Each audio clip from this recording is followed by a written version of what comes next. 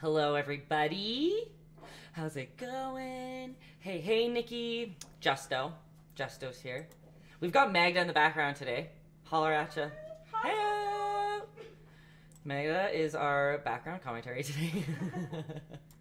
I love it. Cinderella is definitely here. Again, I gotta say, you guys, Cinderella's the reason that this skull paint night is happening. The main reason. She's not the only one who requested a skull. I've actually been requested many times, but Cinderella has been pushing it the hardest. So thank her for being here today. Oh, Olivia's here too. Oh my gosh, a bunch of you came out for the skull. So the skull was, you guys, it's popular. I like to hear it. We're trusting the process today. I didn't think about it until I literally just said to Magda, I was like, shit, I probably should have planned how we're gonna paint this skull. So let's go through it together, right, everybody? It usually works out. No, it always works out. That's actually rule number 3. Dresden, and here I thought I was gonna miss it. Nope, you're here. Perfect timing. Dresden, love it. Infinite Silver, hello. Delaney Butt, still at work, but I can't paint along, but coming for the ride. You know that we always need some people in the peanut gallery. You guys don't always have to be painting. And a lot of people like to paint from the YouTube anyway. No stress there. Not gonna lie to you guys, since I only do this once a month now, I forget what I'm doing every time. So just give me a moment while I get in here. Dresden, before I forget, send me an email with your address so I can send you a Lord of the Rings print, because I think you saw that I finished it finally. You requested a print for that like 3 years ago. I feel like maybe 2. But it's done now, and you get one. So that's the best. Good. And it's so good, says Meg. I actually had to get, she's more of a super fan than I am in the Lord of the Rings department. So I had to get her advice on who to put in there. Who did we cut out again? What's his name? Bromley or something? What was his name? Oh gosh, I can't remember. But I remember you asking, like, is it okay to put this guy but not this guy? Yeah, exactly. Because I didn't want people to be offended by my poor choice. Which literally, something very embarrassing happened to me at the Comic Expo, you guys. I've had this Stan Lee print for years. Like, I think I painted it in 15, maybe 2014 even. I've had it for years. It's been a top seller for most years. Stan Lee himself signed the original. And literally at the expo this year, somebody's like, do you know that Stan Lee didn't invent, who was it? The Wolverine. And there's like a Wolverine on the painting. Like, the Wolverine's Marvel, but apparently Stan Lee himself didn't design that character. And nobody said that ever. And I've just been pretending like he has for years and years and years. And there's nothing we can do about it now. I went through all the Marvel characters, and I needed a yellow character, and it just felt right. So, sorry to Stan Lee up there, and to all the other Marvel fans that I offended, apparently. I'm the worst. How successful was the con crowd? The Lord of the Rings, the new Lord of the Rings print this year was for sure the top seller. And then hilariously enough, number 2 was still that Dumb and Dumber print of Harry on the toilet, you guys. It never ceases to sell disgusting amounts of them at the Comic Expo. When I have literally everything I've ever painted and people are like, that guy shitting on the toilet is the one I need. Actually, can you pass me a Lord of the Rings one? Is there? Oh, yeah. Magda's gonna grab it. Did the Hobbits get to see it? Hey, I'm not sure. I think somebody got it signed. Magda's got the masterpiece. Oh, we'll put it on this side. Thank you. This is the print. Oh, my light's too bright. But not bad, right? Look at them all. These ones needed to just go away. Their faces were way too small, but I think, look, we made it happen. You did so good on the small faces. Magda pumping my tires over there. And then on the original, there's like gold leaf around there, a little cutie Gollum. I painted Gollum twice in a week. My sweet angel. So yes, you guys, I gotta give myself just a shameless self-promotion. It'll be on Etsy and my website literally probably tomorrow, if not in a couple days from that. So don't hold me to it, but it's coming. All of you can have a chance to get it. It's totally going to be on my website. I just needed some time to just recuperate after the Comic Expo because that is a marathon. Another shout out to Magda because she helped us there too. Okay. Well, as am I saying here? I need that. Super pumped again. Neon skull case. You mean this one? Oh, I'm turning the wrong... Wait. This camera. Where am I looking? This case? Heck yeah.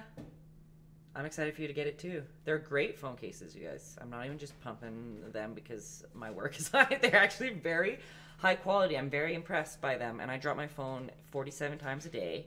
So it's a Taylor guarantee. Okay. Also, for you who doesn't know who I'm talking about, it's on Case Mogul. Oh my God, Taylor. I should know this. Yes, Case Mogul. Whew, last time I said something wrong. But Case Mogul, you can find them on Instagram, and you can get a bunch of my phone cases. I think we have 8 with them. And Cinderella's saying they only have iPhones on their website, but they will do Samsung. You just gotta send them a line. The guys were good to work with, or they weren't, actually. Let me make sure that I'm saying it right. They were great to work with for me, so I hope they were great to work with you guys. They were good. Okay, good. Good, good. All right. Let's get this show on the road, you guys. We're going to paint a rainbow skull. Are we ready? We're not going to paint black right away. Some of you, if you have high-quality paints, you can paint the background black first, and if you know that your white is great and opaque, then that's awesome. I just know that there's lots of whites out there that ain't as strong as we'd want them to be, so we're not going to paint it black for everyone. Okay, we'll paint some black around a little bit later. No stress with that. If you don't have a high quality paint, I always say that we can get anything done here with whatever you got at home. You can probably even do this with a pencil crayon if you want. Whatever you want. Okay, we're just kind of getting down into shape. And of course, I don't want to like set us up for failure or stress you out from the beginning, but I do have to make a quick, just little stressor. Maybe stressor's not the word.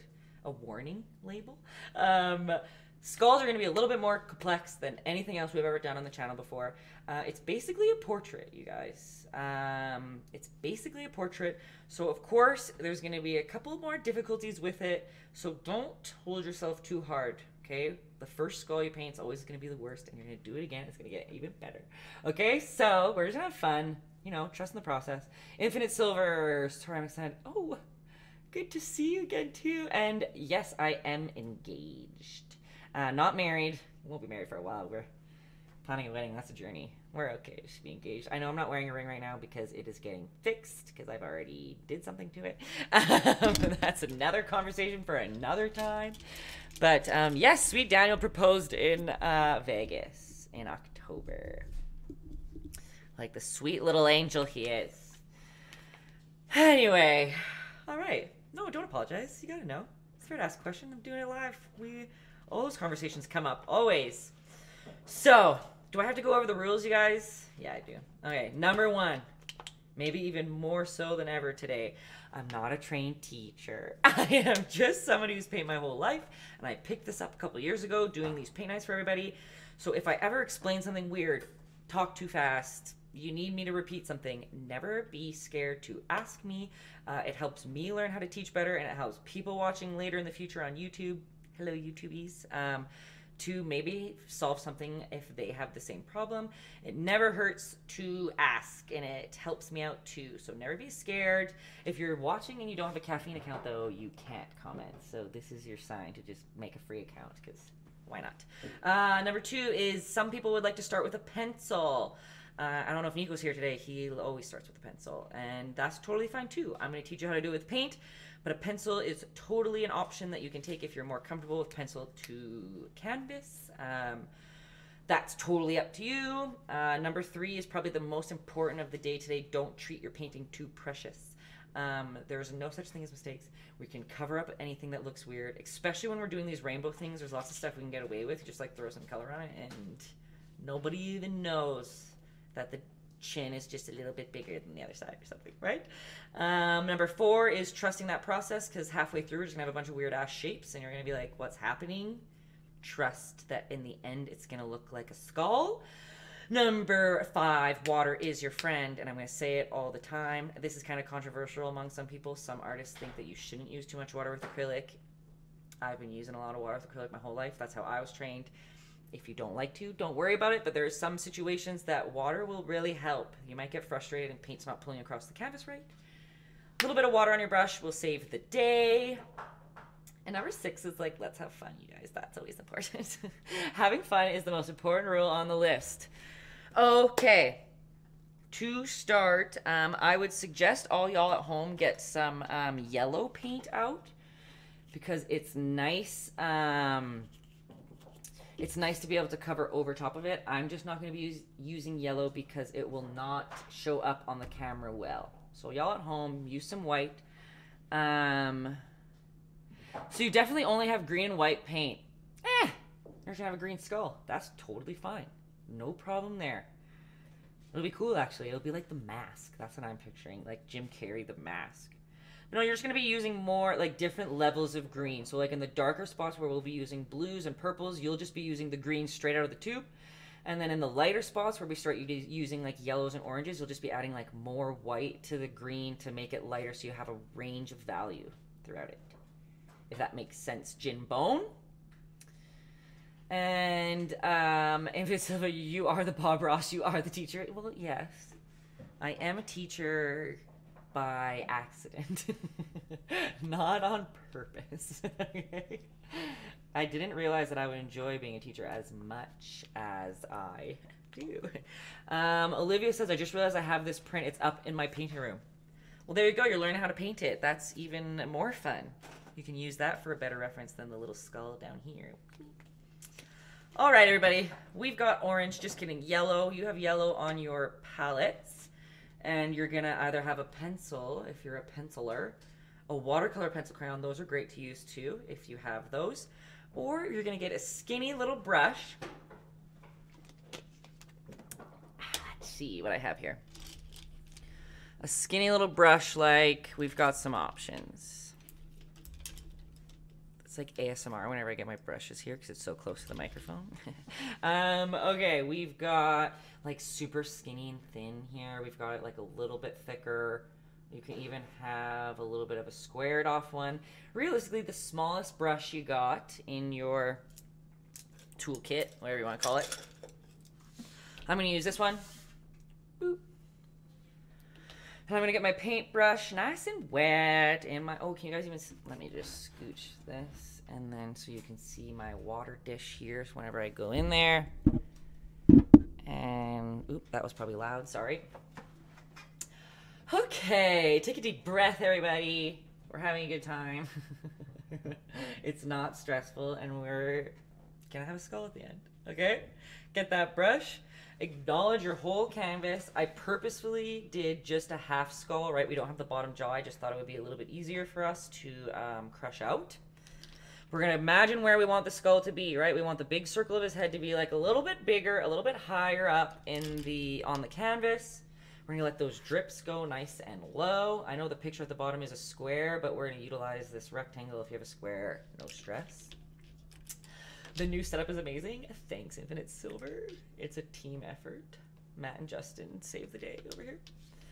And Moonshine, hey, Tay is going to be a good one. Oh, look at you guys. I should have been doing a skull earlier, hey? So we've got that little brush, and see how I'm like dipping it? You can kind of see when I come over here, I'm scooping my brush into my palette, or into my water dish on the side here.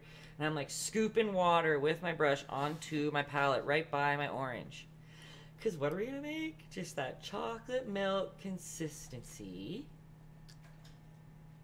Boop. Oh, let's get that in there.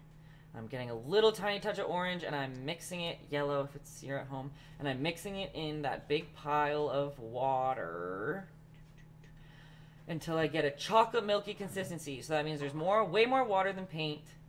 And we want it to just be a little bit thicker than just straight water. Moonshine says, I feel like it's so many levels to this one. That was my warning that I said at the start, that it is a little more complex than what we usually do, but we can make it happen. I believe in you. So we've got that chocolate milky consistency here. And we're going to decide where we're going to make a big old circle. And remember, it doesn't matter if the circle's wonky or weird. Like, I'm going to go around a couple times until it's the shape that I want. And like, see how far back I'm holding my paintbrush? Like really far away, because I want it to be kind of loosey-goosey while you're setting up your shapes. And see how I went around a bunch of times until I get the shape and the size that I want. It's relatively in the middle. Kind of, I'm cross-eyed, so I get that wrong all the time. Oh yeah, it's a little closer on that edge. So if you did that too, or it's a little closer on one side, then you're gonna kind of go back and bring it over to the other side a little bit. How's that for a big old head? And remember, you at home could be using yellow. You could really use whatever color you want, especially in these rainbow styles. But you want it to be very light. The more water you add onto it, the lighter it will dry. And this is just our under drawing, because imagine, right? You got the pencils. If you're using a pencil, it'll be just super faint at the bottom. We're going to be covering over top of it with a bunch of other colors. So it's okay if it's very light. I just have to make it dark so that y'all can see it through the camera. Because usually yellow just frickin' disappears and it's such a nuisance. Okay? So easy. How is that? We got a circle. And now from that circle, just so that we can start laying stuff out easily, we're going to draw a line just straight down the middle. Boop. Is that the middle? Guess we'll never know. Some faces are lopsided. Not everybody's symmetrical. Okay, so we have a circle. We have a line down it. And then we're going to make them jaws. That little, like, where, not jaw, I guess, the top jaw? I guess it's still a jaw. You are going to decide kind of where your circle starts getting to the bottom here, right? If you have a flat line, we're kind of cropping off where that jaw is going to peek out. So with this line in the center, you're going to go the same distance on one side as you do on the other side, right? This line is still in the middle of these two little jaw lines that I just made. They're a little small, but remember, you can always make it bigger. This one's dripping. Get that out of there. You think good painting's about seeing where you're going, or like laying, you mean like laying out where everything should go? It helps. Like, I'll do that circle and not know where to go next. Oh, that just comes with painting more. It just comes with time.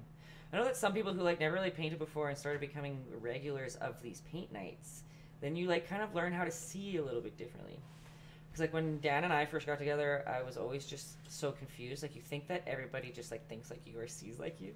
And he would be like, how do you draw? And I'm like, oh, I look at this thing and I just trace the outline of it. Like, how do you not see the outline of that thing? He's like, what are you talking about? Like, so he doesn't see like that.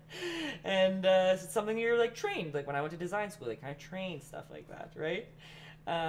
So it's just the more you do anything, you'll get better at it. That's always my joke when people say that I'm good at painting. I'm like, I've painted thousands of paintings. I'd better be good at it. At this point. I think that's fair. Very, very true. I've painted thousands of paintings. I'd better be good by now. I definitely have. Hey, it's just, you gotta paint a couple more paintings and we'll be good. Okay, so we've got that circle. We've got the jaw starting in there. And then we are going to, this is a drip. Ignore that. My paint, see, look, guys, my paint's not chocolate milky. It's too watery. It's a problem. So we're going to go to the bottom of that jawline. And remember how sometimes in other classes I've taught you, if you cut a circle in half, if anything above that circle will match this top curve. So it'll always be a top curve going in that direction. But if you're going underneath the circle, it'll follow the bottom curve. So if we're trying to cap off this bottom part, we're under the half. So we're going to mock that same shape of the circle, right? We've got a curve. Pretty subtle, but see how it's a curve. It's not just a straight ass line, because that would be straight, right? We've got a little curve going at the bottom. And Dresden, is that a Kenzie in the wild? Close. It's Magda. It's my gal Magda. She's helping me out with a couple things in the studio. Kenzie and I almost have opposite schedules now. It's crazy, because she comes in and works the store, and then I come in for night, and we just pass the last hour.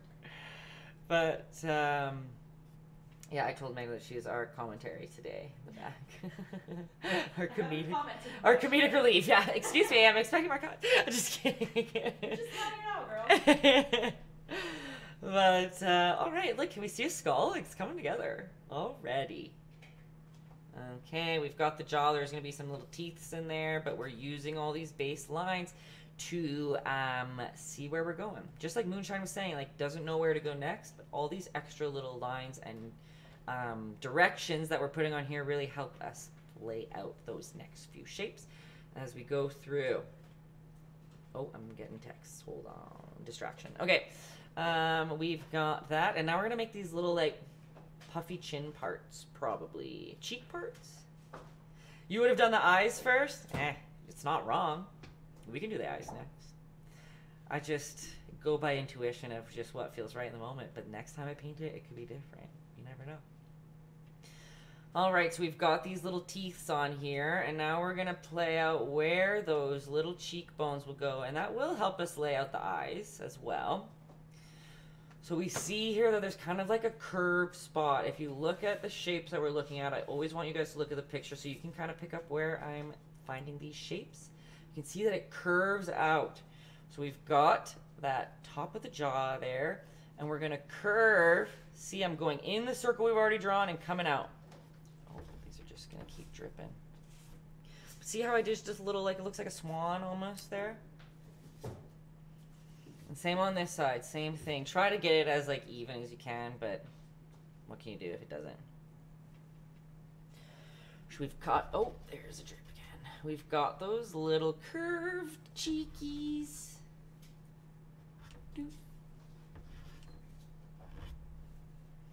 To show where those jaw lines are going to be going.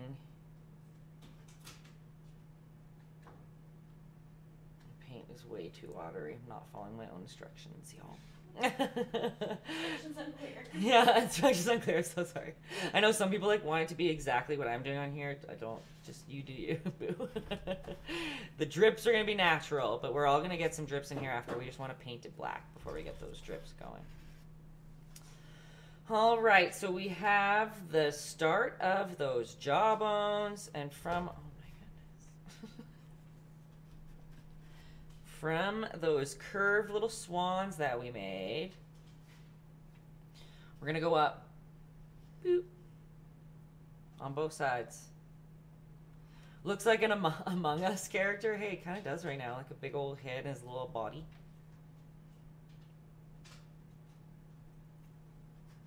And remember, we can fix these shapes. Like, if it feels too big later, no stress, we can go back in and bring them shapes in, especially since we're painting the black background black. That's going to be the easiest way to fix up some of these little weirdos as we're going. Weirdos, I like to call them. Okay, and as we've come up the side, what is this, like an inch, maybe an inch and a half? We're going up. Everyone's skulls are different sizes, so it's very relative. And we're just going to close that square into the circle we've already drawn. A great show would be showing somebody a picture like this, and then them guessing where it's going to go, and asking what this painting becomes. That would be a good one. I kind of, on my, I need to bring it back. I haven't done it in a long time. I kind of did something like that on my Instagram before. Paint blobs, where I would just throw paint on my little sketchbook in a weird little shape, and then let people decide, like, what do you think it looks like? Like, what do you think it could become? And people would all guess, and, like, everybody would have so many different ideas of what it looks like, right? Because everybody sees stuff differently. Think of those, like, therapist things where they, like, hold up an ink blot, and it's like, what do you see? And if somebody's like, death, they're like, oh, no. And someone's like, a butterfly, they're like, oh, you're happy. It's cool to see that with the paint blobs, too. And then I'd pick one, and I would turn it into something. It's been on the top of my list for the last couple of weeks. It's been coming up in conversation. I love the paint blobs. Just got to organize my life better, guys. It'll come. It'll come at some point. But all right. We've got these little chicken bone jaws out here. And we're going to bring them into the circle we've already drawn. So we already did the square, right? And see how I'm coming into the circle and going up. I'm already acknowledging that these are maybe coming out a little bit too much. But like I said, with the black paint, we're going to shape those babies perfect. Perfect, perfect, perfect. I said that so many times this week. Same. And I can't not, because I'll say perfect, perfect. And then I'm like, well, I got to say perfect, perfect, perfect. I feel like TikTok's just like a huge inside joke. Perfect, perfect, perfect. Okay, we've got a skeleton started, folks. Shit, this is good. I haven't had the peach one in a long time. Oh. Just a shout out to Hebo. They are, I think they're American. They're for sure American. They are literally the best juices ever. Here, I'm coming over here. We sell them at Chroma Club in Calgary. I'm pretty sure we're some of the only places in Canada that you can get it. So, sorry. Oh, half of you are American though, so you can probably get it where you're from. It is the best. There's no sugar. It has same vitamins as juice, same electrolytes as a sports drink, more iron than spinach, same antioxidants as berries. And shit, son, does it taste good. I don't think I've ever seen a see-through can. And that too, yeah, wait, I gotta show you. It's a clear can, and then, where is my camera? There's like drawings on it, so as you drink it, you can see the hibiscus. Oh my god. Oh. 10 out of 10. I've been drinking the pineapple one forever. I literally like bought the store out of it. And now there's peach, and that shit's good too. And that's why we're plus 17 here, because I can't not swear sometimes. Okay, so it's like Nicole was saying, it does look like, it does really look like a gas mask at the moment. Know that we're going to put our little teethies in there, so it's not going to be as deep of a jaw, but coming along, I think a gas mask is right on track. Moonshines looks like a mushroom. I think it looks like a mushroom. That too. Little arms on the side. Okay. Now we're going to go to the nose, and then just to throw off Moonshine, we're doing the eyes last. Just for fun. Okay.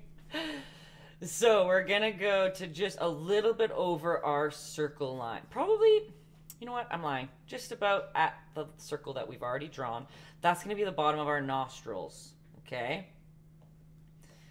And the positive about a skull versus a person is that the nose is so easy. We're just Voldemorting it over here. Noses in person on people are the worst. You always think they're shorter or longer than they actually should be. It's a journey. So we're going to go about to the top of our little cheeky bones that we've drawn. See how I'm putting my ignore that. See how I'm putting my paintbrush here to go from edge to edge? That's probably going to be where the start of our nose holes are going to be. And we did this lovely line down the middle, so that already is deciding where that space is going to go. So let's just go for it. Let's just make a line going outwards as you go down. And then cut back in when you get to the bottom. Kind of like a tear shape, like a tear duct. Tear duct? No, that's a lie. A tear drop. That's what I meant to say. We've got a tear drop in there. Right? Perfect. And again, right, we can fix that shape and make it a little bit more natural after, because of course it wouldn't be a perfect teardrop, but it helps to do the basic outlining shape first, and then you can break in and do some of those other rough edges and shapes like that to make it look a little bit more natural. And there's some nostrils. That was easy. I don't know if you guys know the company like Moose Knuckle. There's like jackets called Moose Knuckle. Do you know what I'm talking about? Yes. This literally looks like their logo. I just don't know who. Why are you called Moose Knuckle?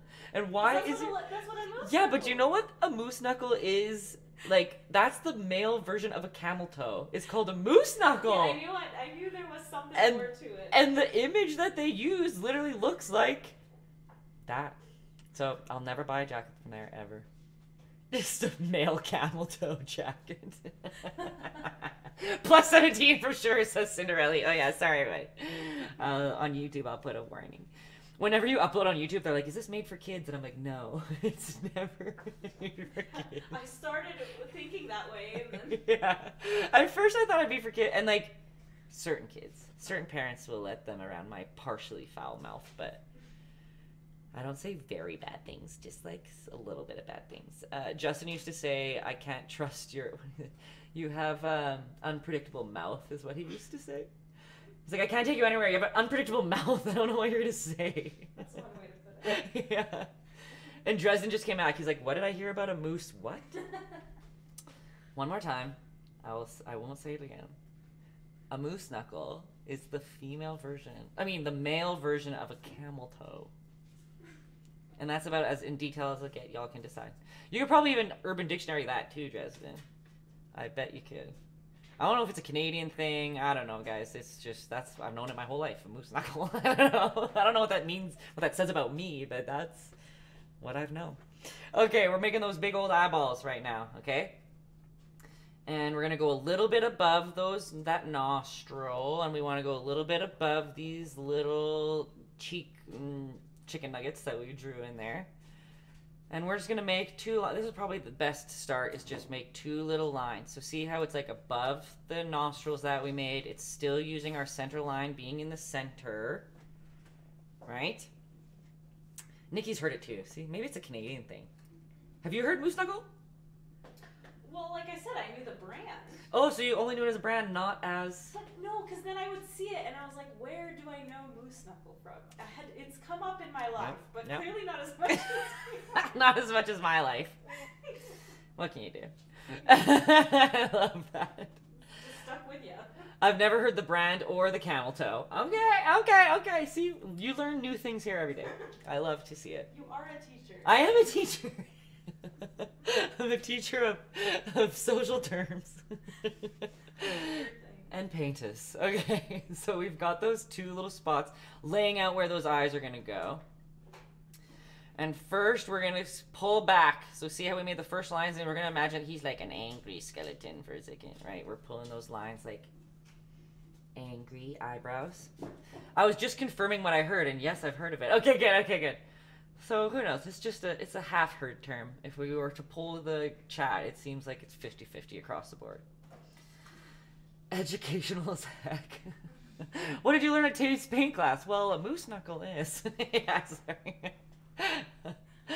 I know at one point Pinovate went on the news and talked about like my paint nights and saying they're like great for kids, and I was like, oh no, some of them are great for kids and some of them aren't.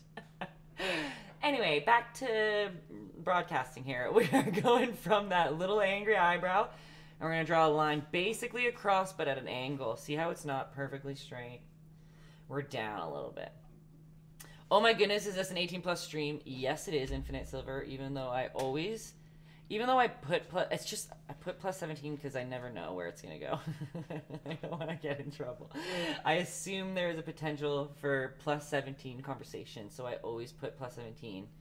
And you know that kids always come in here anyway, they just press, no, I'm older than that. Doesn't make a difference, but just for the technicalities, so I don't get in trouble.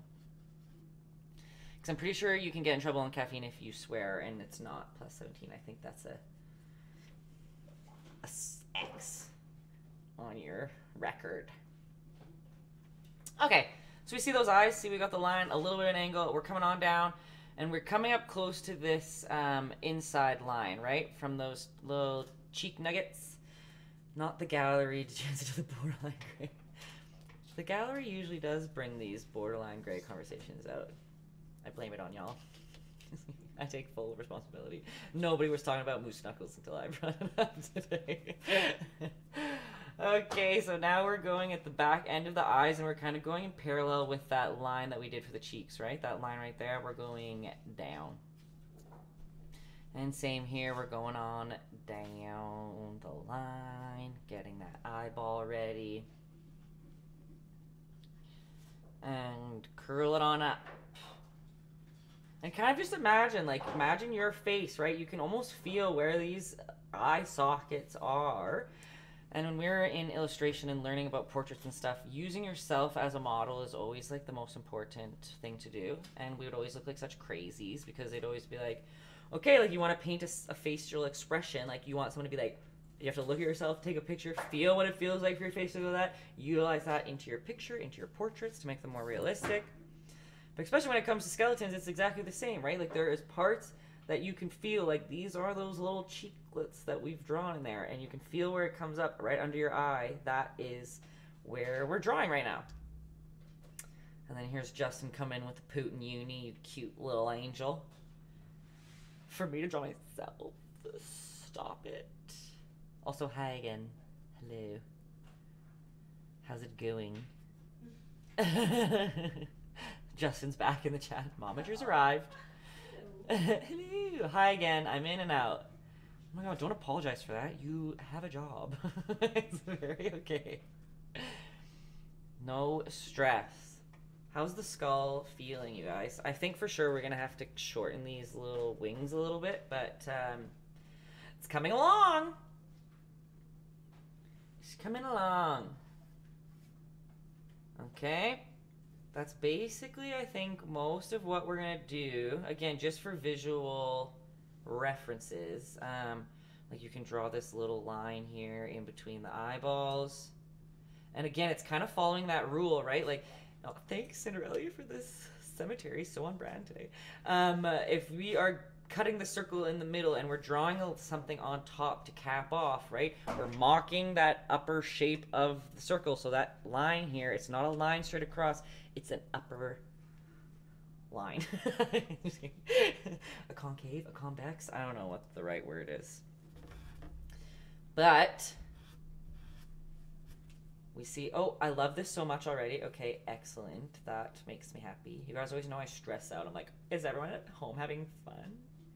Your skull's looking real sad. I feel like mine does too, though, doesn't it? I feel like they all look sad right now. Don't stress about that. They all look sad. Actually, I should probably look at a closer reference photo of this.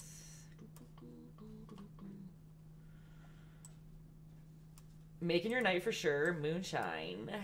Thank you. Okay. We've got a skull. Now I can see it better because I'm partially blind. I know some of you have been saying, like, where are your glasses? It's a good question. Where are my glasses? I don't feel like they work anymore. It's problem number one. Okay. Let's go. I think we're just going to do some teethies quick, some rough teethies. And then we're going to add some white to cover some of these outlines that we've done. And then paint the background black and then go for it. How does that feel?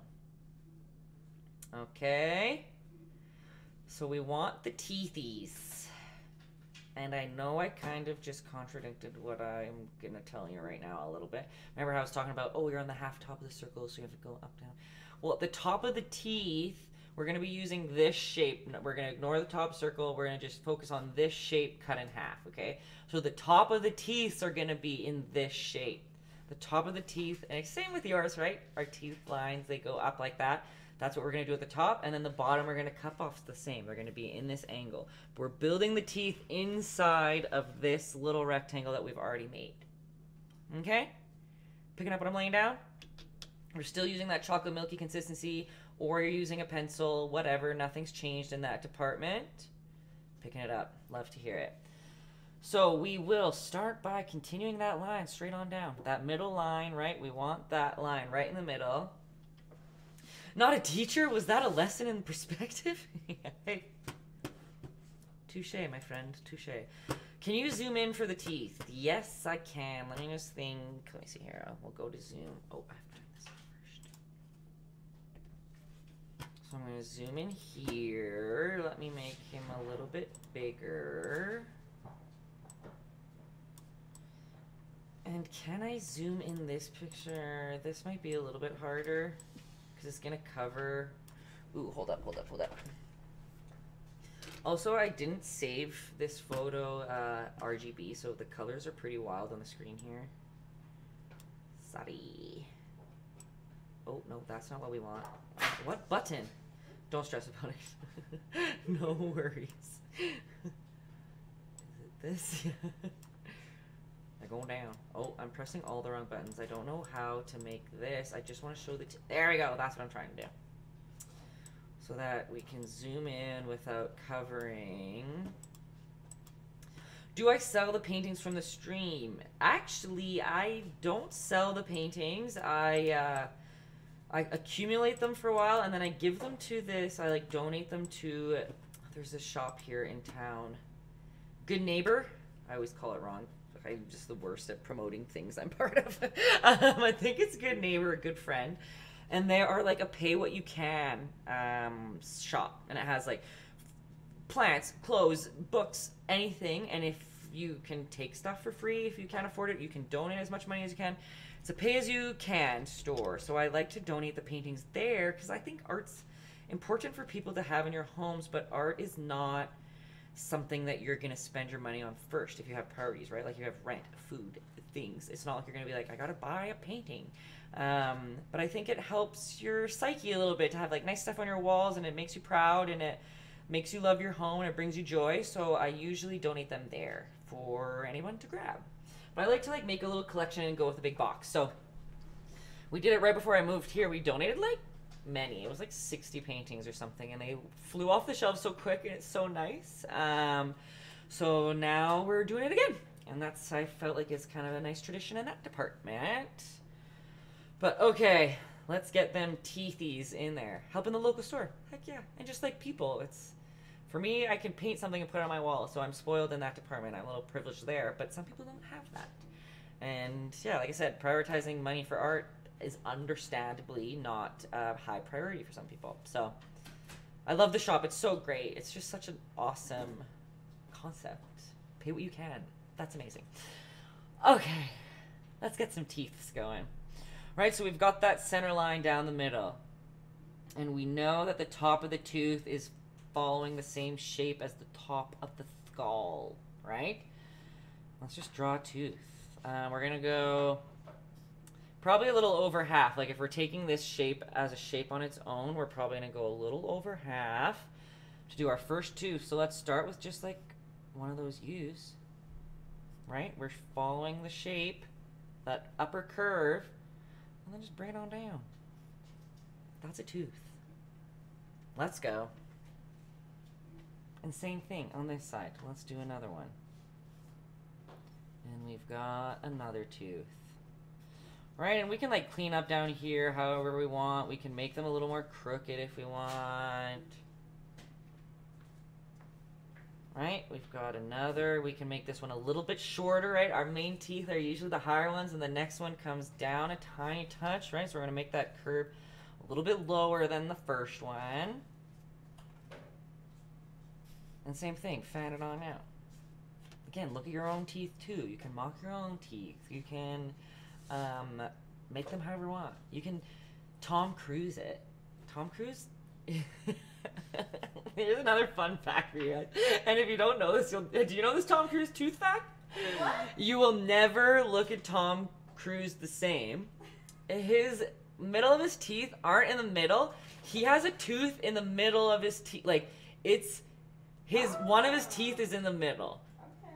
It's not like the crease is in the middle, like you see like this. There's like a line down the middle, and like it's one of his teeth is lit.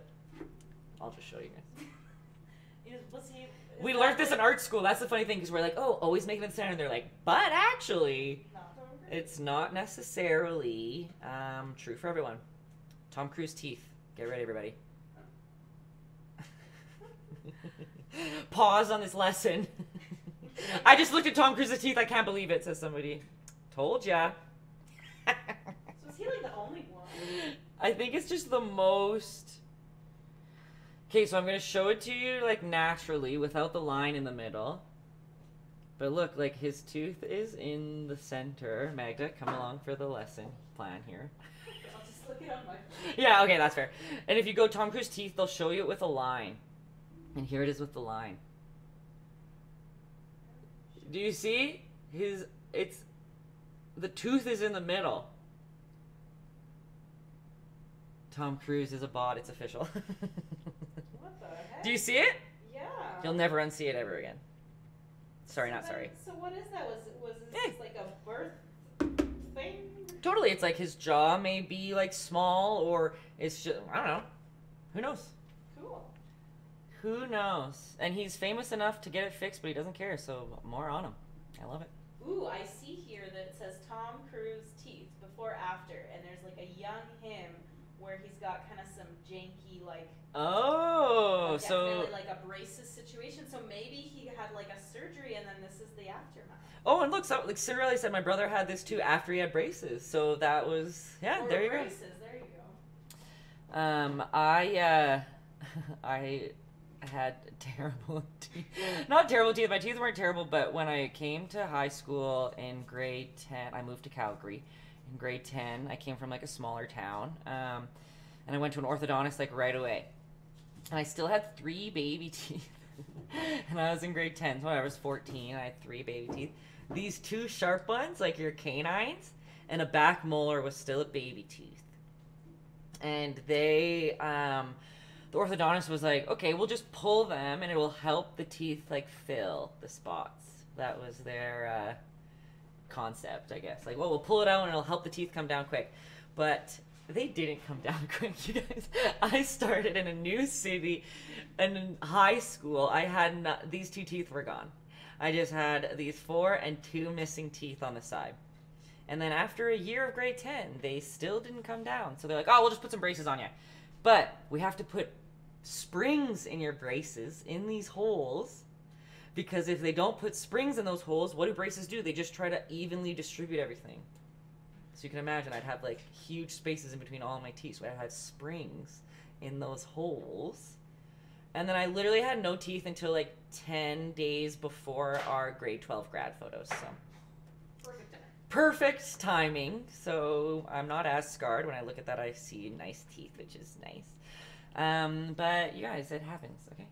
My boyfriend never had the teeth next to his 2 front teeth. Did he have just baby teeth and they never had a replacement? My sister has a tooth that doesn't, it's still a baby tooth. There's just, her body just didn't have a replacement. Bodies are crazy, you guys. Bodies are crazy. Does he have that retainer that has the fake teeth on it that he can pop out and those teeth pop out? Because I think that would be fun at parties. I feel like I would pop that shit out all the time. And you just are missing teeth. Anyway, sorry guys, we're painting here. 20 minute time distraction about Tom Cruise's face. And I also drew some teeth without telling you how to do it, but I think you guys know. We were just doing the same thing. Never even baby teeth, he just never had the teeth. He looks like a rabbit. Sorry, Cinderella's boyfriend, we're just laughing at your expense. But does he have the retainer thing now, or he just never has them? He just rocks the no teeth. Because I respect that too. All right, everybody, we've got some teethies in there, right? And you can see like what I mean. This is, we're gonna get there, but I'm just showing you as you're looking at it before we start painting in the black. When we start with basic shapes like this, right, it was just a square rectangle. Now after, we're gonna cut into these shapes to make these angles that we want, right? You can cut in a little bit more to get those right shapes. But realistically, I think we're good on the teeth. We're gonna cut them off a little bit here, but the teeth, I think, are complete. He has a retainer but loses it often. Oh yeah, that's for sure. Also, I ignored some. Oh my gosh, wait, somebody came in here and said hello. Swagga. Are you still here? I just ignored you by accident. It wasn't on purpose. King Fly coming in with all the props. Thanks for the love. Fully. Oh my god, King Fully. Look at me just brutally not pronouncing your username right. That happens here often. I can't read. Okay, everybody. Oh my gosh, you're still going with the props. Sweet angel of my soul. I appreciate that. We've got a skeleton. skull. It's not a skeleton. How are we feeling about it right now? It looks weird. Mine looks weird too. But how are y'all at home feeling at the moment? As I get black paint out, okay? Feeling it 100%. It's coming together good.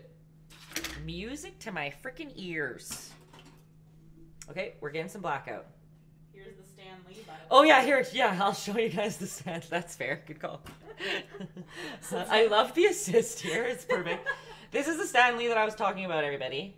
And apparently this is the man who should be chopped out just for the sake of...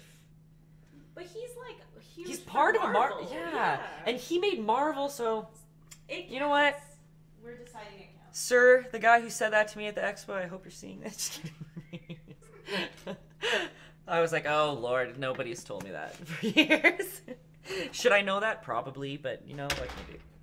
Oh, and then Cinderellian with the props, 100, 100, 100. Thank you. So we've got black on our palettes, right? If you were a penciler, get rid of that pencil. We're going right to paint. That was a painting. That was a print of a painting. So every painting that I do, I photograph the painting and I digitally alter it till it's perfect. And then I print like cheaper options of it. So like the painting would be a couple grand, but the print would be like 40 bucks, 30 bucks type of thing. Wow, you painted that though. Thanks, yeah, it's one of my faves. And then Dresden says, meh, Wolverine should stay. Enough said. Okay. We like what he says. I like it. That's all I needed. That's all I needed. Okay, so we're ready to start fixing some weirdo parts of our skeleton with the black. Guys, remember, there is no mistakes. We just cover them up so nobody can seize them. Is that a metaphor for life? I don't know. Do with it as you will. So we've got the skull. And right away when I'm looking, and I always tell you guys to do this too, again, trying to teach you how to see, I guess, is probably the best way to explain why I tell you to do that. Always look at the reference photo and look at your painting. Always. Back and forth. I had a teacher at ACAD who said you should be looking at your reference more than your painting. Actually, you should be feeling out the shape of it better. Always look at your reference and try to relate things. Oh, Matt! Matt's here! Hey, Matt! Hey-o! Wait, you're coming in with a prop. Facts. Oh my god, coming in, dropping facts. Dropping facts. Always look at the reference that you're doing and look at pieces. Like, okay, if I'm looking at this side of the skull, I'm realizing that this piece that we painted is a little bit further out than it needs to be, right? So I'm going to get a bigger brush. It can be a square. It can be a pointed. It can be a big-ass pointed one. Literally whatever feels right for you. I'm going to use this little square one. I love working with square brushes. We're going to pretend... No, I don't know why I said pretend. We're going to ignore the chocolate milk consistency that we did before. We want thick-ass paint right now. So we're going to get our brush wet, because water still is your friend. Even though we're not using as much water as we did the first time, we are dipping our brushes wet. And I'm going right into my black paint and just mixing my brush around to make sure that every bristle's filled, so that my paintbrush is locked and loaded and I can use it for a long time on there without having to go back and forth. And since there's a little bit of water in my brush, it's going to let that paint go a little bit further. And so first thing we're going to do is just kind of cut that cheekbone off a little bit. Like we said, we want it to be a little bit smaller, a little bit closer to the initial circle that we already drew. So I'm just going to paint literally right over it. Right? And then come around. So see how already we've shortened that chicken nugget cheekbone that we started with. That's what it looks like to me. So that's why I keep calling it chicken nugget. Right? And then when we go to the part, like we're still following the line though. And coming around that head. Right? And then you can loosely brush off some of that extra. But right now we're just reshaping that skeleton to make him be the shape that we want him to be. Same on this side. We're going to chop off a little bit of that little cheeky bone. I'm going to come in a little bit. Right? And same thing. Break it on down. And pull it around. And maybe you made his forehead too big and you want to make it a little smaller. And it's the same thing, right? You're going to paint just right over what you've already done. You're like white outing it with black paint. So it's a little more confusing. But same process, right? You're just covering up what you don't like. Just happy accidents only, just like Cinderella said.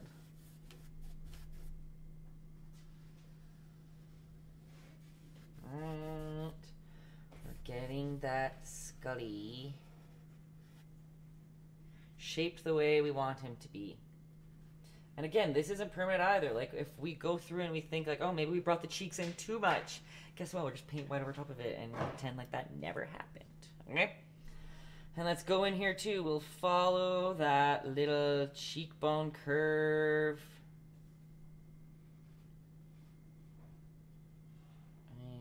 And get up to them teeth.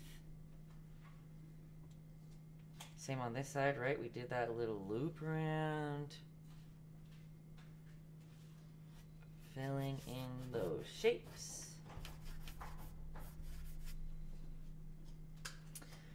It's funny because like when I'm looking at it on a little bit of an angle, but then I look on the screen and I can see like, oh, they're a little lopsided on this side. A little bit. But we're leaving it that way. Okay, and then when it comes to the teeth, first we're just gonna do a line underneath. We'll come in with more detail later, kind of like when I mean detail, like capping off these teeth, right? You know? We don't really have to do that yet. We can just lightly trace around them.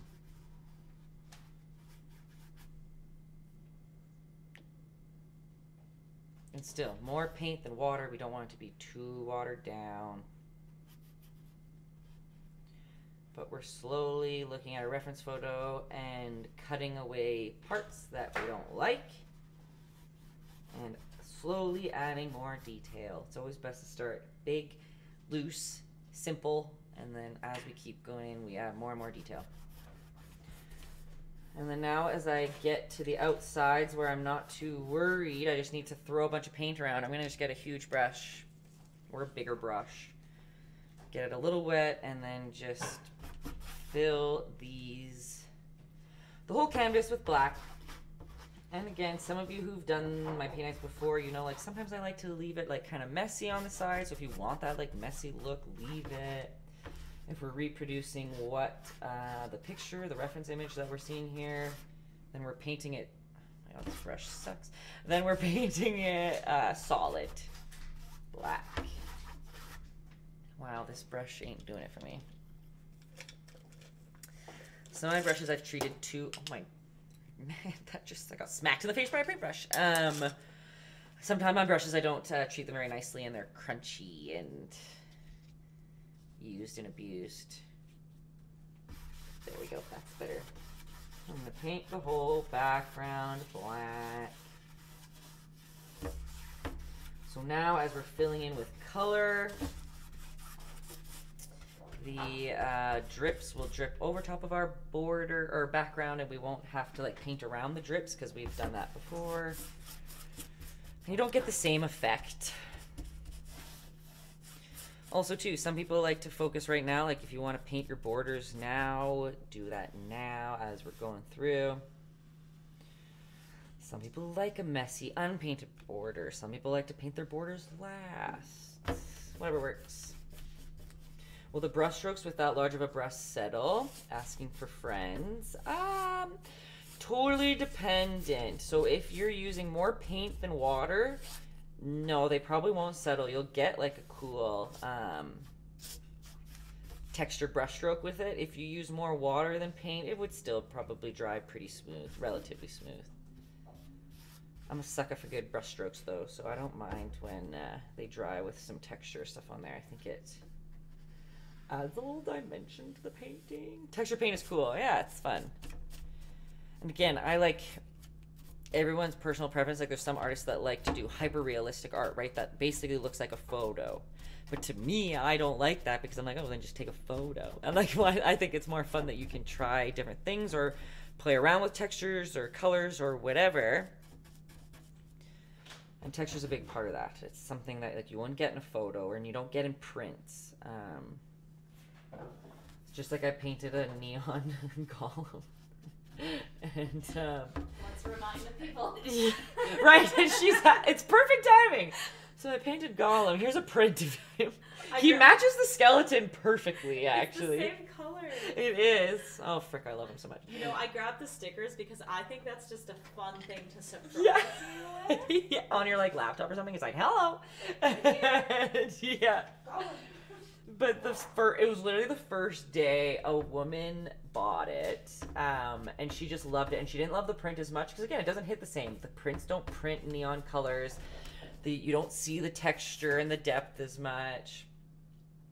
You're back, Joe Kaiser. Once a month, baby. Last Thursday of every month is what we are now doing. Matt says use the Golem as your Face ID. Yes. I live for that.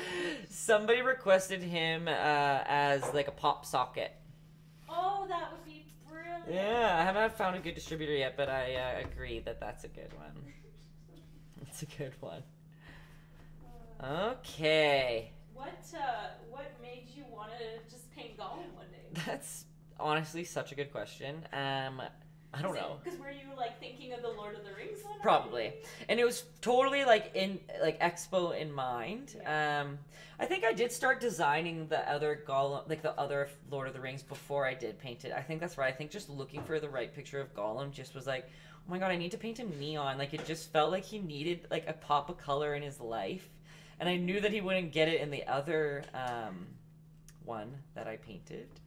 Yeah, Kinsey was here one day and I was like, girl, I just have this square canvas and I really just want to paint a colorful Gollum on it. She's like, freaking go for it. I was like, will anybody buy this? That was literally my first question was like, will anybody buy this and do I care if anybody will buy it or not? And it sold quite a few prints, but it got a lot of, like, some people were like, ew, that's horrifying. And that's fine too. And I had Jason, Freddy Krueger, a colorful Freddy Krueger as well. I painted that original for Kenzie. Because there's people who love horror as well, right? But then there's some, like one woman, she saw him and she was like, oh my god, he haunted my nightmares my whole childhood. He will never be in our house. Like, I'll never buy that print. And I was like, respect. That's fair. That's understandable. Okay, everybody. We have a black background. It's coming along. It looks like a skeleton. I think it's fine. Again, looking back at the reference photo, I think we kind of got to bring this part up a tiny touch. But we can figure that out in a bit. Once we start laying some shapes around or some color around, we'll start seeing where we need to put colors and shape better. Horrifyingly awesome. Thanks, Lydia. I think so too. Maybe I'm biased. But it's so funny how to market, right? Like you say the same things like every day when someone would talk about it, they'd be like, oh my gosh, look at that Gollum. I'm like, kind of cute though, right? Like 4,700 times a day. Okay, I'm getting a little bit of white out onto my palette because right now we're going to be tweaking a couple things on our little skeleton before we start adding the colors in, right? We're hiding some of this color that we started, our base drawing, that's the word. And again, I get a medium-sized brush. It can be square. It can be... I'd probably go a little bigger than this, but it can be in that shape. And we're just going to get our brushes wet, but go not too much. We're going right into that white. And we're just going to erase some of these shapes that we need, right? It's like, okay, we don't fully need this line down the middle because we've used that line already to align everything that we need. Right, and we're going to draw a little line right down the middle of that nostril. We're slowly building up his face. And same here, let's erase that line from the original circle that we had so we can kind of easier eyeball out where we want stuff to go. Some of my orange is a little wet still. It's mixing with the white, but it's fine. This is going to be a rainbow portrait. It really doesn't matter. When you're painting close to the black, if it's wet, be very careful. You're going to bring that gray throughout.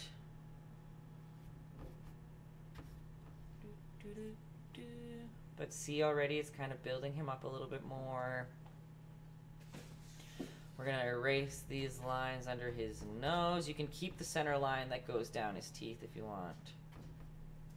And again, this is very messy. Like, we are just kind of slobbing it on there.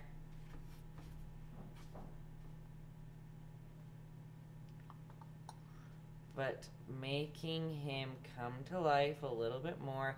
Yeah, I did the black first. Again, it's just every step is we're kind of reassessing and seeing if our shape is right, how it's looking compared to the reference photo. And kind of blocking out all these things kind of helps a little bit. Same in his forehead, like bye-bye line. We don't need that anymore.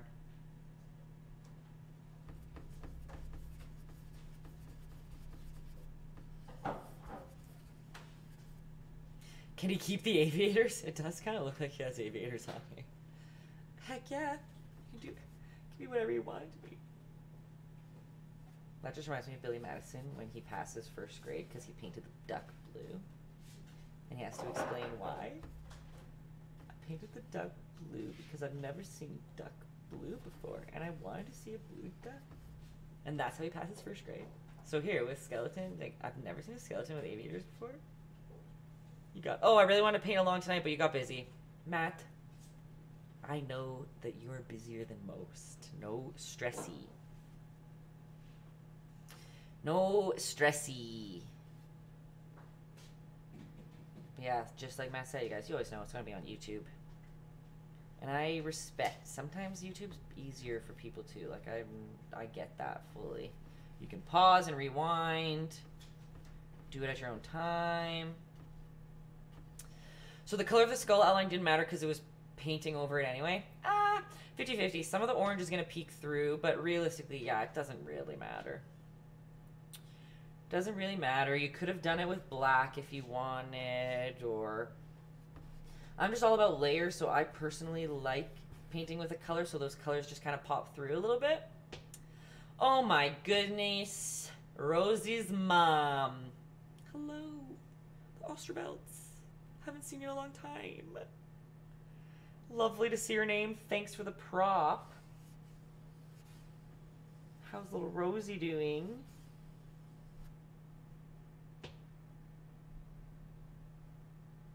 Rosie's painting tonight. What?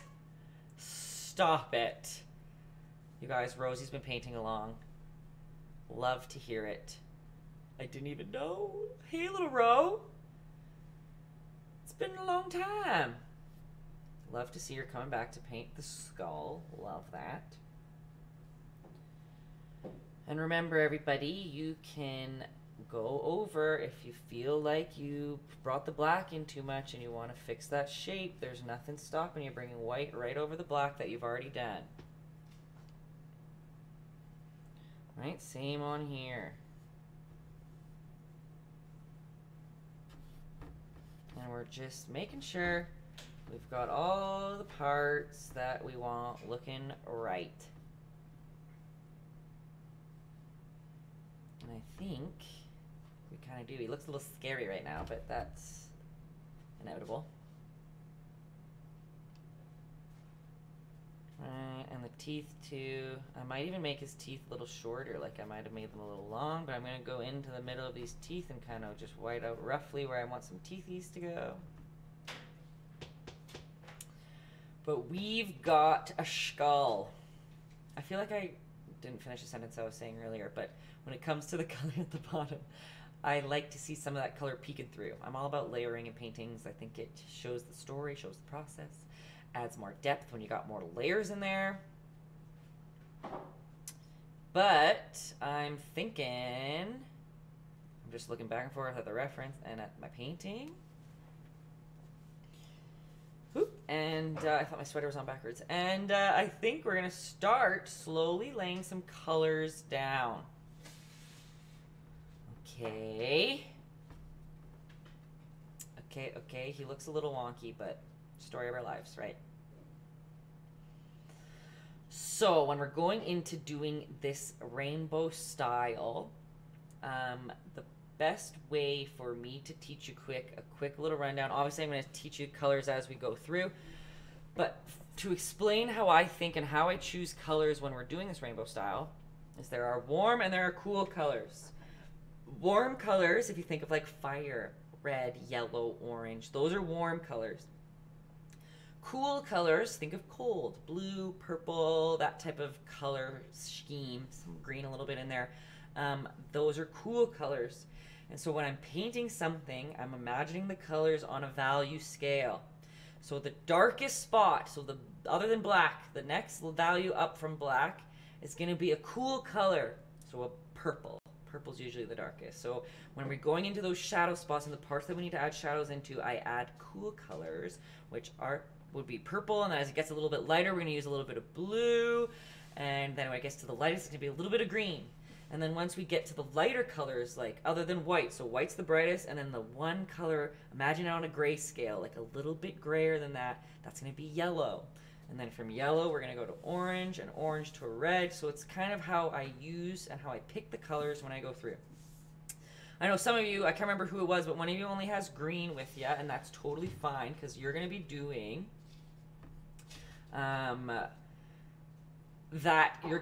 the color scale, right? You're just going to be using dark black in the blackest spots, and then as we get lighter colors, you're going to be adding, you're going to be adding your green, adding a little bit lighter green when we'll be using blue, a little bit more white to your green while we get to the green color.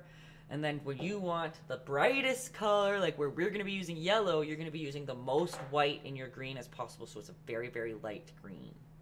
All right, greenie out there? Make sense? Makes sense. Guys, I need the validation, obviously. I'm just kidding. You need to tell me. Yeah! And then, yeah, moonshine. Makes sense. Thanks, you guys.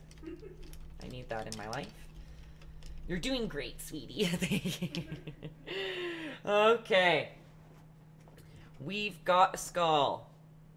It would look so cool all green and white, right? Okay, we're excited to see the green one. You heard it here first. I'm calling you Greenie. I think you were like Ronnie while you're down there. Just calling you Greenie instead. We're all excited to see the green skull. Okay, so what do we usually do when I paint colors and I paint things for you? We usually go dark to light, right? Which means for y'all using rainbow like me, we're going to be using our cool color, and our darkest cool color is going to be purple. If you don't got purple, you're going to be using blue and red to make purple. Probably a little white in there as well. I don't have my dark purple here. I have a little bit lighter, but whatever. We're going for it.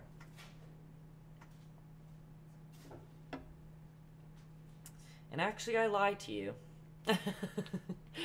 I'm glad you brought purple on your palette, but we're going to use black first quick while it's there. Because remember I said the darkest dark is still black, so we might as well, just for reference to help us out a little bit, we're going to put black in those darker spots. So I'm going to use this same brush I was using to put the white on. We're going to be getting our brush a little bit wet, and we're going to be going right into our black, a little wet on our brush. And we're going to squint at our painting down here, where at the skull down there, and where's the darkest spots of our skeleton? In the socket of his eyeball. And when I say that it's random, like we're just slobbing paint on, and then when we do these rainbows, we fill all the spots that are left with color. So it's okay that it's going to be messy. Greenie, Jinbone, not Ronnie. Jinbone. Why did I say Ronnie? Where did that come from? Greenie gave up. Acrylic isn't their jam. Watercolors are more your forte. Hey, that's fair. Even though you broke rule number 4, which is trust the process and don't give up, Jinbone. But I understand having a preferred medium. That is totally fine. So okay, we are going into the black darkest spots of our little skeleton's eyeballs. Right? And just slobbing on, just like Justin said, top definition on Urban Dictionary. Putting in some of the darker spots, in his eyeball. Right? Already it kind of looks like there's a hole right through to the back. And same in those little nostrils that we got. We're going to add a little bit of black in there. And remember, acrylic paint's easy to cover on top. If you put a little too much black, we're going to put some blue and stuff in there. I mean, over top of it, if you don't like how much you put on. Right? How does that feel? And then we're just going to accentuate, is that the right word? This shape right here, because that's another really dark shadow, right? Where that little cheekbone comes out. We're just going to put a dark line right there, right? It's already building up that shape a little bit more. And just because I'm being picky, if you think that your jaw's a little bit too long when you're looking at it like I do, I'm going to, again, with my black as white out, reshape this a tiny little bit. Right? See how I brought it in a little bit higher? You can see on this side I just brought it up a touch higher because I'm being very picky. And now that I know that Rosie's here, I swore earlier. Just kidding. And we've got, again on here, I'm just gonna curl it over a little bit more. Reshape that jaw a little bit. And I'm cutting his teeth off a little bit. See how I'm painting literally right on top. I'm covering up a little edge of them and making them a little bit shorter, just a touch. Again, you don't have to do this. I'm just being picky. I want it to be reshape it a little bit. But you can see here I have brought the teeth up a little bit from this side. They're just a little bit shorter. Okay. How we like them apples. Given the space of paint nights aside, do you let the paint dry before moving to a different color? Yeah, probably for the best. Sometimes a little bit of mix is nice. Another like tip I would say is that sometimes it gets a little messy mixing cools and warm colors. Like mixing a blue and a purple together is not going to make such a stark difference as mixing a blue and a yellow together, if that makes sense. So if you're worried, so when we're doing the cooler, darker shades, it's okay that some of them are a little bit wet and mixing together, but then yeah, when we're moving to the warmer shades, we're probably gonna want the cools to dry completely or we're gonna get some mucky colors on there. Okay. Are we ready for the fun part, for just throwing some color around? Again, when I paint these rainbow portraits, I'm looking at a photo of just a regular colored one. Usually I make it in black and white, and then again, that's how I'm figuring out these placements or ways to lay color down, is by the value of those colors. And again, nothing is set in stone as a rule. Like if you put a little bit of purple somewhere right in the picture, looks like, oh my gosh, I'm getting paint all over my lap. What was I just saying? Oh yeah, if you put color in a spot where it doesn't belong, who cares? It's still a painting, no stress there. Rosie wants to know about why you paint over the lines you first paint. So because it's just a rough draft. So imagine it's like a pencil, and while some people draw with pencil, then you erase stuff until you get the right drawing that you like, right? So I just use paint like a pencil, and that is kind of why. And then the white paint is kind of like an eraser, erasing the parts that you don't like because it's just your rough drawing and you're laying stuff out.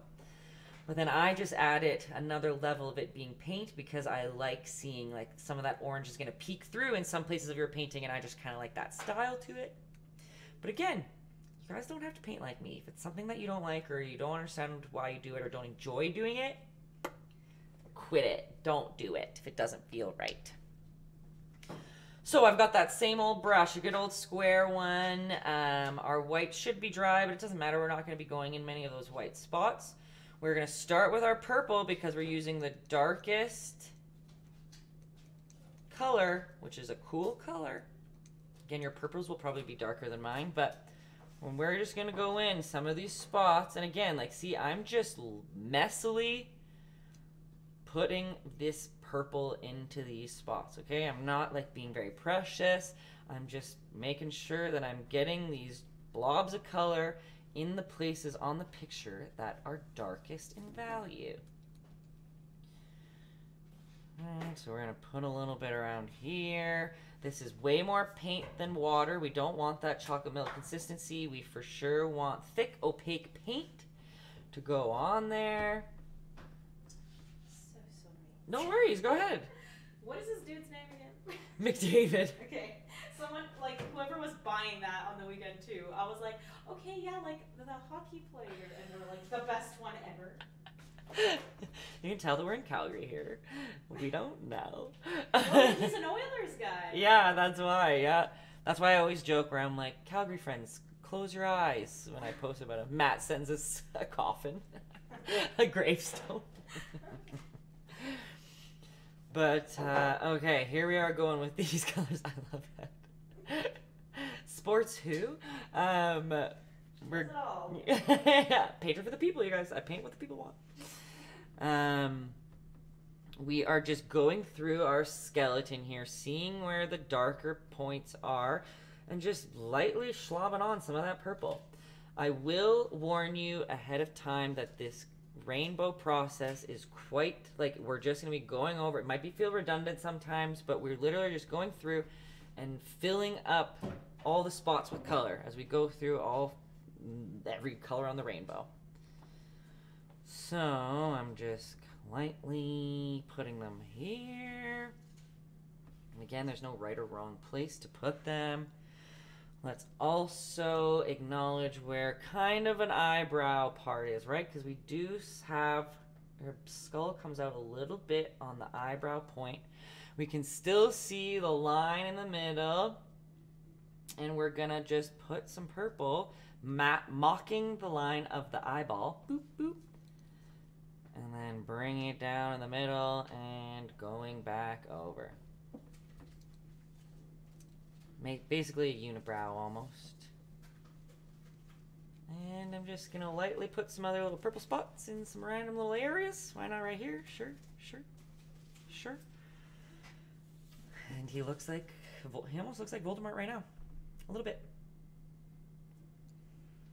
But right, we've got those colors in there. A little bit in the background too. There's some more shadow in the back teeth. But we've got it. If you want to start adding some drips in at this stage, you got to make sure that your black is dry. You don't want the black background to be wet. It'll alter the direction of your drips. It might blend in a little bit weird. But the way that we make some drips is, one, some people have acrylic inks, and you can literally just drip it down if you want to. When it comes to the paints that we all have here, same as before when we're doing that chocolate milk consistency, right? You're using your paintbrush and you're dragging it over and dropping in water onto your purple paint until you can start to see. You kind of almost want it a little bit more watery than the chocolate milk like we talked before. But if I bring this closer, can you see that a bead of paint is forming at the bottom of this brush? I don't know if you guys can see it there. But you're loading up the brush and you're literally just going to go and dab it on. Oh my gosh, and look at the drip go. If you want to control where the drip stops, you're going to take a dry brush and you're just going to dab it onto the drip that's going on down. And then you wipe off the excess, and same thing, you're going to go back in there again and grab that little drip. Ilum would be proud. You know what? Maybe not, though. It's actually not. It's not an upside down drip. That's what he lives for, is the upside down drips. I guess this painting doesn't really have the upside down drips. Oh, well. How's that for some purple thrown around? Only possible in Australia. Give on that. Okay, so we got some purple in there. I know this paint night's a little, I've tangented my life away today, but we're going on to some blue. That like hurt my wrist. We have some white still on our palette as well, because you can change with some different values of blue. So we're gonna go straight out the tube blue.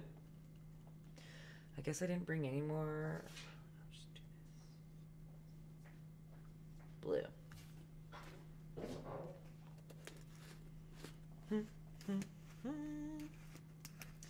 And same thing, really use whatever type of brush you want. I would suggest a little bit bigger than what we were outlining stuff with or drawing the first outline with. It's easier to lay big blobs down when your brush is big. So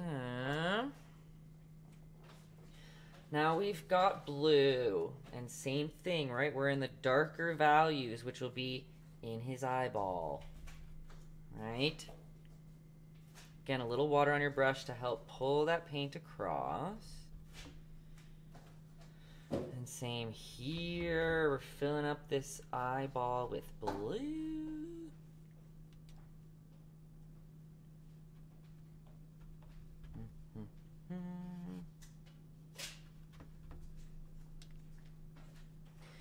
Same in that little nostril. We're filling it in.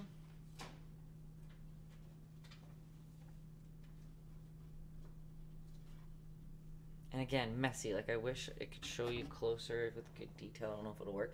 Like, see from the side when the light catches, like, they are just big chunks of paint. Oh, my drip's going all the way to the bottom. But it's literally just layering and layering and layering until we're happy with it. Not to dishearten the process, but there's always going to be a stage in the middle where it looks wrong and weird. And then you just keep adding paint onto it until you're happy about it. Okay? And the last step is always white. We highlight the areas that we need. We fill it all with color, and then we highlight what we like with white. And then we're laughing. Alright, we'll get some more blue around the top of his head.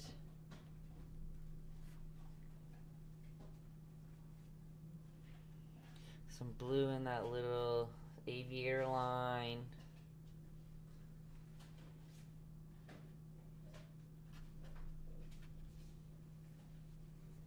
Right.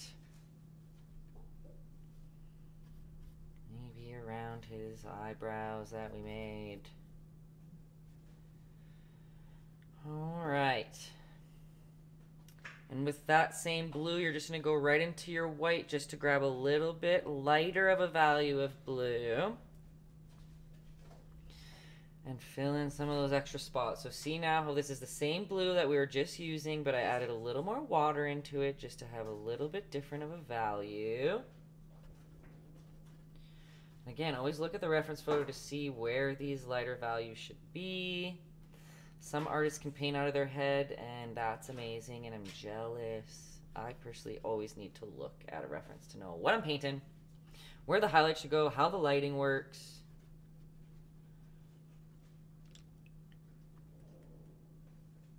Right, and coming through on some other parts with that light blue. And right, so greeny. I know you're not going along with it, but hey, maybe there's other people that are doing the one color from the start.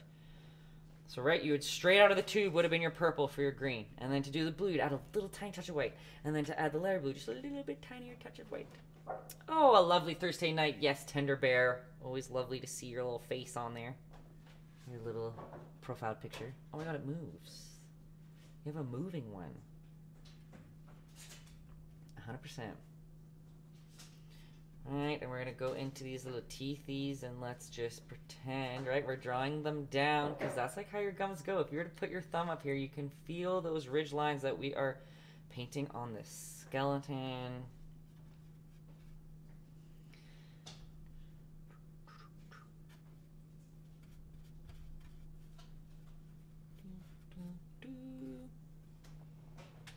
Right, do we see them kind of coming together here a little bit?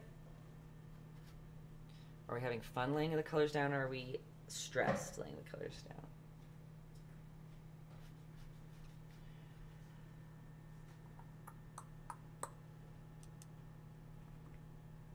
And then again, too, you can make a drip if you want. You can play around with, like, how much water do you add? How watery is the drip? How thick is it? Instead, for it not to go too far down your palette. Let's do a little blue one right here. Remember, I just added a little bit of water, and see there's less water in this one, so see how the drip is moving way slower, which means it's a little thicker. There's more paint in there. But see it going nice and slow. Well, this one was like, pew, all the way to the bottom so quick. There's lots of water in there. And again, remember, when you want to control a drip, the best way to do it is to grab a dry, not a wet, a dry, clean brush. And the drip is accelerated by that thick spot at the bottom, right? You're gonna literally just touch it with your dry brush, and your brush is gonna soak up the excess paint that is heavy, that's making the drip. That feels like a verb. That's spelled right. You suck it up with a little paintbrush, and then the drip will stop. Because sometimes it's nice to let the drips do what they want, and sometimes they don't listen right, and they don't do what you want, and you get pissed, so you can control them a little bit.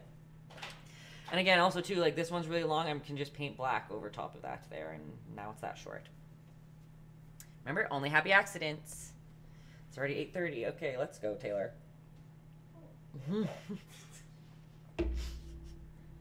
Time flies. So we've got most of our colors laid out on there. You can even, if you want to get, it matters how complex you want it to be.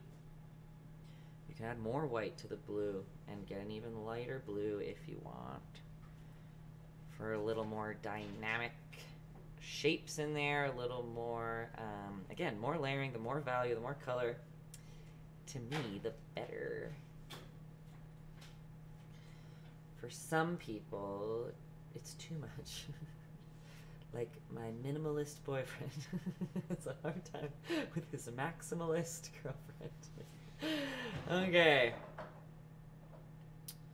Right now he's looking a little crazy, but that's what we want. I'm just gonna put a little bit of light blue in his nostril there too. Okay.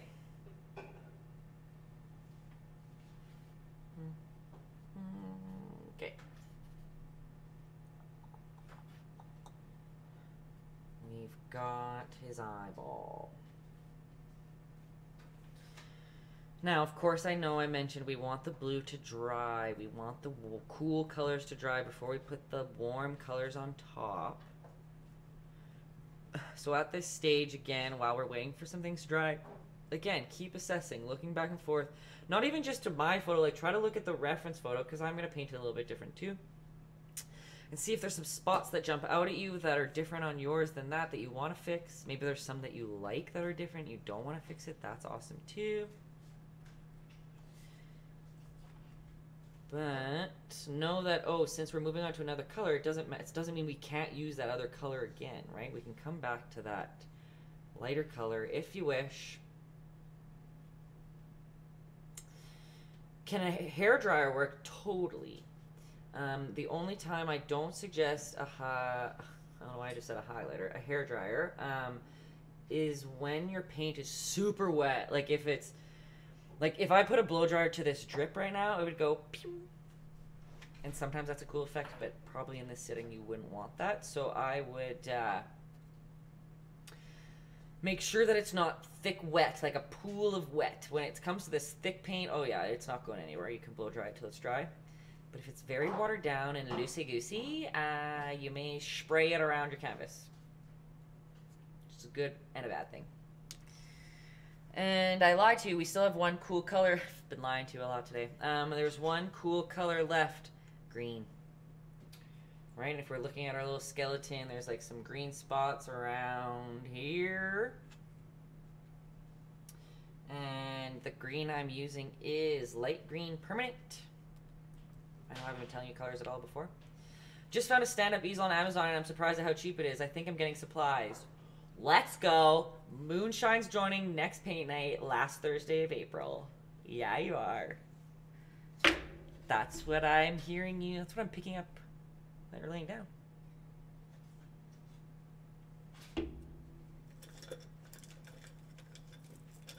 All right. So we're doing the same thing. Nothing new. We're just going in with green. Adding stuff to my cart now. Heck yeah. I love to hear it. We've got another painter in the making. Paint skulls, left, right, and center. Okay, so I have that same brush that I was using before. I'm getting a little wet, so it's easier to move my brush around, and I'm going into that green. But again, we don't want chocolate milky or anything. We don't want straight paint on the brush. And we don't want to fully cover up all the work that we've done. We're still just trying to fill in all these white spaces, right? And so I'm kind of going around where we have been adding the blues and the purples and just filling in some of those spots with this nice green. Green's my favorite color.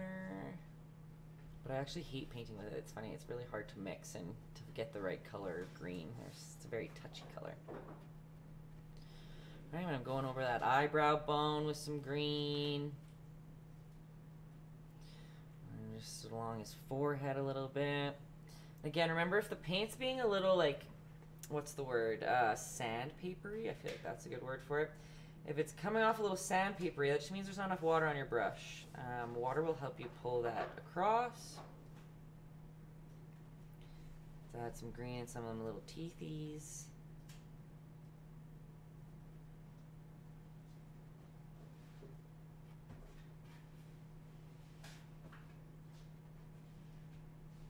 Is acrylic paint good? That's what we're using. I personally love acrylic paint. You can paint over top of it. It dries fast. You can use it like a watercolor. It's not as touchy as a watercolor because you can use it opaquely on top of each other. It doesn't dry as slow as an oil. Oil can take weeks to dry. So like what we're doing right now, like how I'm just painting this green over top that blue that we already laid down, you literally couldn't do that in oil without it blending the colors together until it completely dries. And like I said, that takes like a week. Ain't nobody got time for that. You make a mistake, you gotta wait a week before you can cover it up. No, not my jam. So I'm always, yeah, all the classes are always taught in acrylic. So it's perfect. Yeah. Ah, I love it. I love that you're grabbing some. And then same like we did with the blue, we're just gonna add a little bit of white to some green to have a little bit of a lighter value of that same green. And same deal, we'll just go through in some of the very similar spots. I know I feel like this is bad teaching. It's like, oh, just slop the color in certain areas. But it's the only way I know how to teach it. You put it in where your reference photo is kind of telling you to. Ooh, that's pretty good explanation, Matt. With acrylic colors, you blend them like on your palette, while oil, you usually can blend them like on the canvas in real time. The paint set I found comes with 5 brushes and 24 paintballs for 20 bucks. Oh, hell yeah, brother.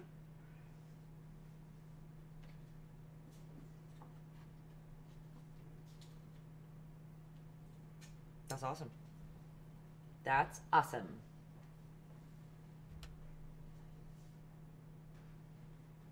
Put a little light green on his little nostril there. Well, it can be a couple $100 thing, right? There's obviously different qualities of paint across the board. And that's why I always suggest people who are just starting out, it's like, oh, heck yeah, you just buy whatever is the cheapest. You feel it out. See if you even like it. And then as time moves on, if you want to be more of a painter, like, then you would invest in more stuff. But why would you invest in that from the beginning if you don't even know if it's something that you're going to fully enjoy? So it's like you can learn and get the feels across with affordable quality. Affordable supplies is what I mean to say. But like, for example, like I get this like big old tub of, oh, does it have the cost? Doesn't have the price on it. One of them does. I guess I took it off. I lied to you. I'm lying. Oh my god, lying again. But like this is like almost $200, one of these. But this is like a tub that'll last me like a couple months. But it's like one of the higher qualities of paint that you can get. But then some paints that I use are like cheap.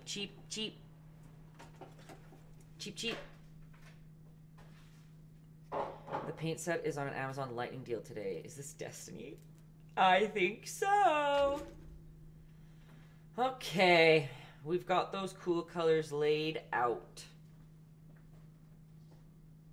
We've got the purples, the greens, and the blues. And again, pretty random. It's okay if they're not in the exact same spots as mine. Look how messy mine looks like. He does look like Voldemort. That's what I'm feeling right now. Just a little Voldemort. But they're coming along. So now I'm loving this. Okay, love to hear it, Olivia. right? Because you said at the start that your guy was sad, so I'm glad to hear that it's come around.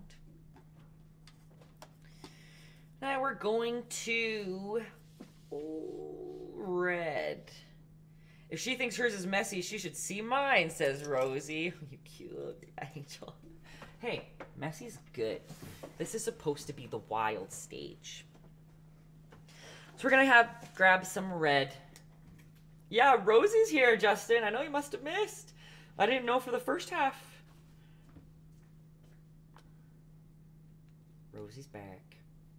Love to see it. Okay, dokie. Hi, Justin, says Rosie. Cutie.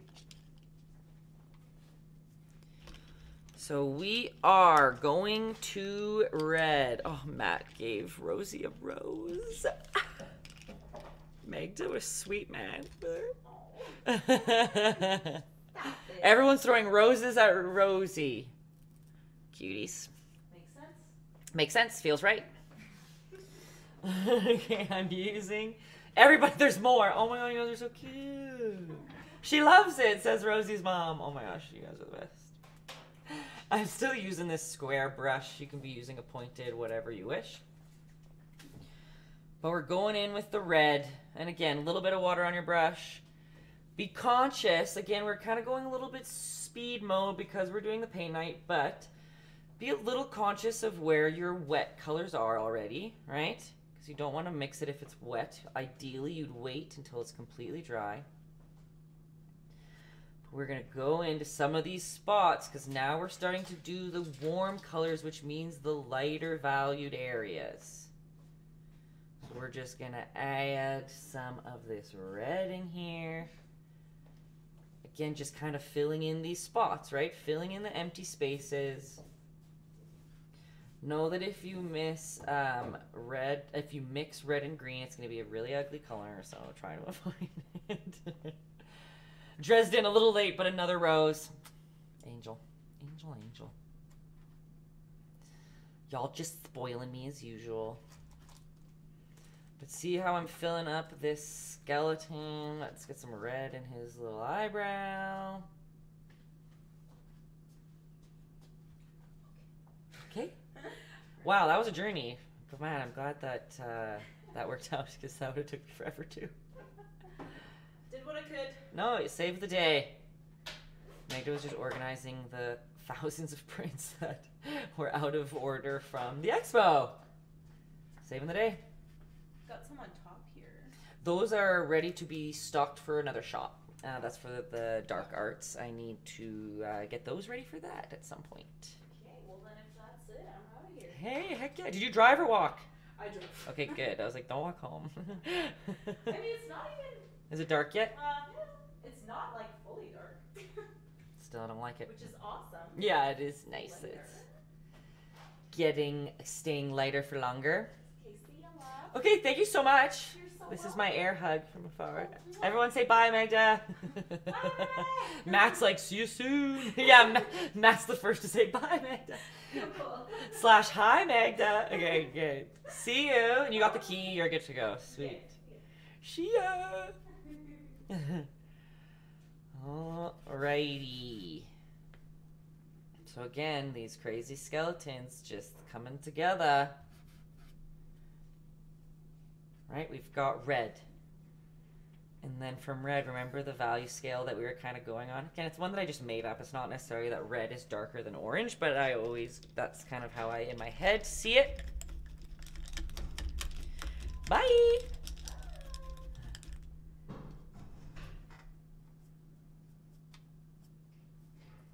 Perfect. Just making sure she locked the door behind her. Okay, lovely. Sweet Magda, she's the best. Now guess what? We're going from red, we're going right to orange, right?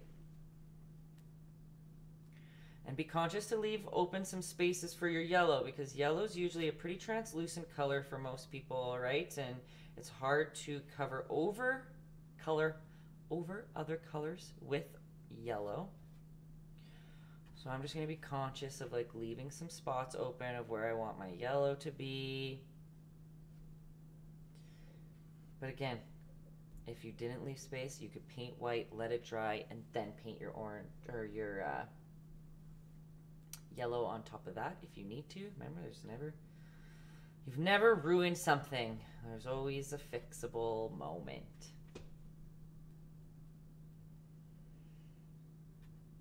Even if the paint under the yellow is dry. Yeah, some paints are just more translucent by nature, with whatever they're made of or whatever.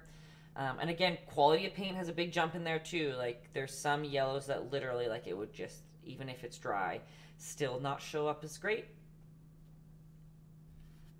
But again, you can always add yellow or add white or cover anything up with white and go back over it again. Yeah, dark colors cover good, light ones not as much. That's a fair overall lesson to think, or whatever, something to think of as you're painting and choosing colors. And like watercolor, you're supposed to go like light to dark, while in acrylic I go dark to light. Like, it's just, there's always, and there's some acrylic people that would probably do the opposite. It's like, that's what's so hard, is that everybody paints different, and that's also beautiful too. Is there's no right or wrong way to do anything. Somebody else would look at this picture and paint it completely different and a different process. That's fine. That's the beauty of art, right? And we put in some little orange lines around there, and then guess what? Same old, same old. We're going to add a little bit of white to that orange. And add a little bit of lighter orange throughout. It's not going to pop up very well on the camera for you guys, but no, that's what I'm doing. I'm just adding a little bit of white to my orange and going back into some of these spots again. Just trying to fill in some of the white. We just want the whole guy to be covered in color before we do the last final white highlights and outlines to bring them all together in the end. Okay?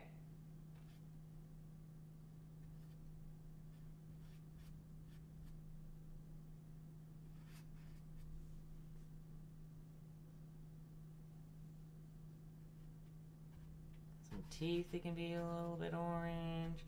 And again, remember, we're going to go right back over top of those teeth with white anyway too. So if you add some color in there and then we put the white on top, it just adds those nice little peaks of layering, peaks of work that you've done before.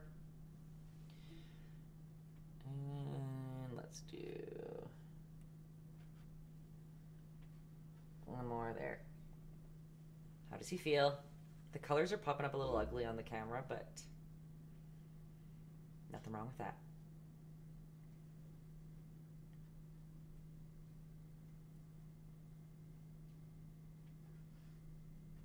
Okay.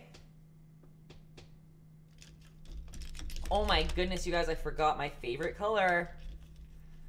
I've got to put some pink in there. We're going to add pink and then yellow and then wait a little bit for it to dry and then finish all the details. Add some drippies and we're good. I know it's already almost 9. I told you guys this would be a little bit more of a journey than usual. But pink, my favorite pink, I can't even pronounce it. Quinacridone rose. Or rose quinacridone. No idea. Pink. If you don't have pink, red and white, of course. If you want it to be a little more like corally, red, white, and a touch of yellow. Stuff to play around with. And again, pink is considered a cooler color. Sorry. Don't listen to me today. Pink is a warm color. So, same idea. We're going in a little bit of the lighter spots, but again, filling in some of these areas with this nice pink. Oh my gosh, you are an artist. To the core, baby. It's my full personality trait. Is I'm an artist. Okay, get some pinky in there. Pinky in there. Going into some of these spots that just, again, need some more color. But I'm also being conscious that I need to pop some yellow in there, and I don't want to cover all of the areas.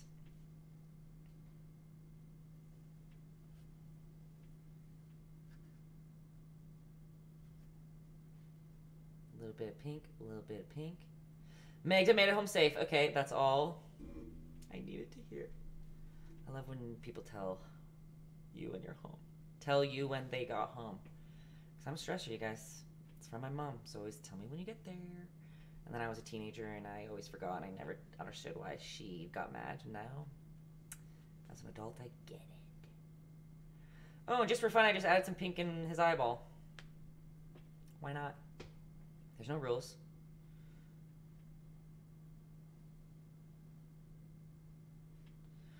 Okay, and then most of the other spots that are left, I'm going to try to put some yellow in there. Maybe some more pink in his teeth. Again, like I'm showing you this close up. Like, do you see how schlobby, how schlobby these paints are? And look at Infinite Silver here. Remember, the only rule is to have fun. Respect. Thanks for reminding us that's important. It's easy to forget. And again, if you want to add more color and value in there, you can add a little bit of white to your pink. If you want.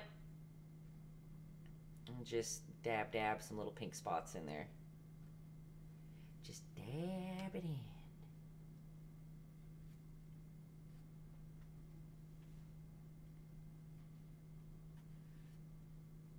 Okay. Okay. Now for our final color. And again, remember, when we're doing it in here, we can kind of switch it back up and add, like, oh, we need some more blue there, whatever. That's something that we can touch on later. But for now, we're just trying to focus on filling all these spots with color. Milo Rico saying spice it up a little bit. Heck yeah. Spice it up a little. Why not? And we've kind of been slacking on the drippies, so right before we go in, we'll let that stuff dry a little bit before we get the yellow, and let's make some pink drippies. And how do we do that again?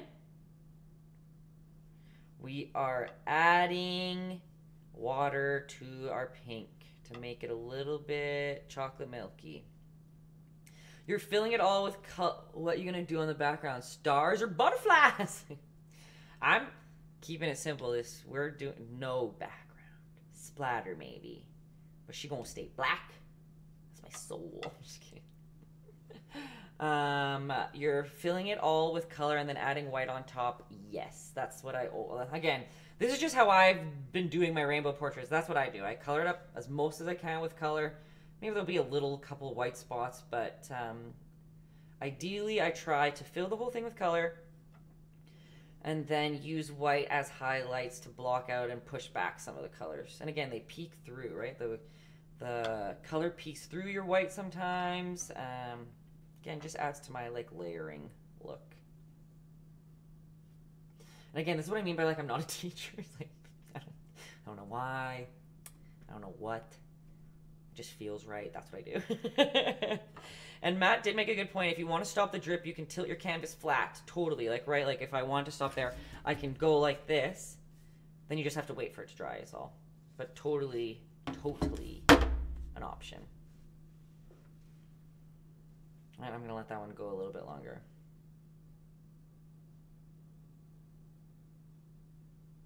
Yeah, as little white as I can.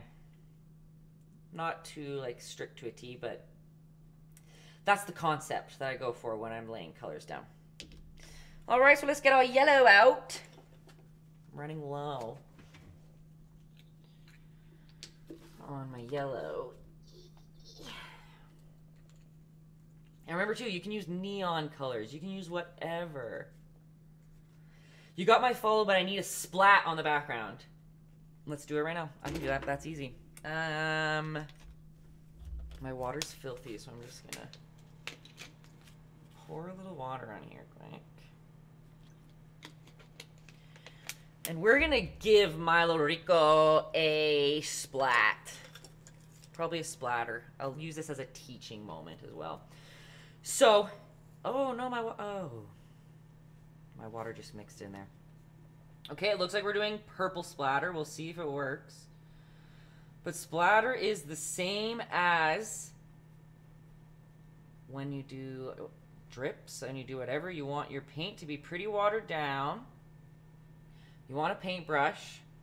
I'm literally just gonna flick the paintbrush. Oh, you're not gonna see it. The purple's too dark.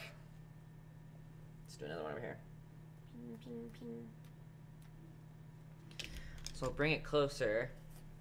Can you kind of see? Do you see that purple? Oh, there we go. That's nice. That's nice. Do some white splatter as way. I see it. Nah, I see, right? Not bad, not bad. Well, that's more splatter on there too. Getting messy is my favorite part.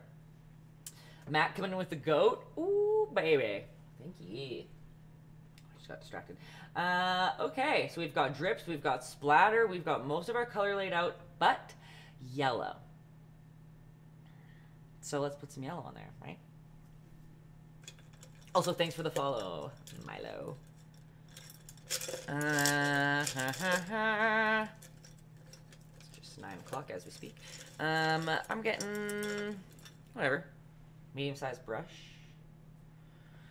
Let's get our brushes a little wet, but again, not much water. You want pretty much straight paint, especially when you're using these light colors, right? Because we talked about how they don't cover up very well. That yellow covered up pretty good. Here I am. Telling you that yellow's not going to cover, and my yellow's doing just fine. It's 11 p.m. where I'm at. Oh, we're up in Canada. Like central Alberta. I don't know if you're American or Canadian. I never know. But you're up late. I love it. We used to do this from 8 to 10. Was that where we used the timing we used to do? Then we moved it up a little bit earlier. Now it's 7 to usually 9, but we're going a little over today. It's a little more complex of a painting than we usually do. Okay, we're just filling up these little spots with yellow. Most of the areas that are left should be covered in there. Sure, we can put it across the middle.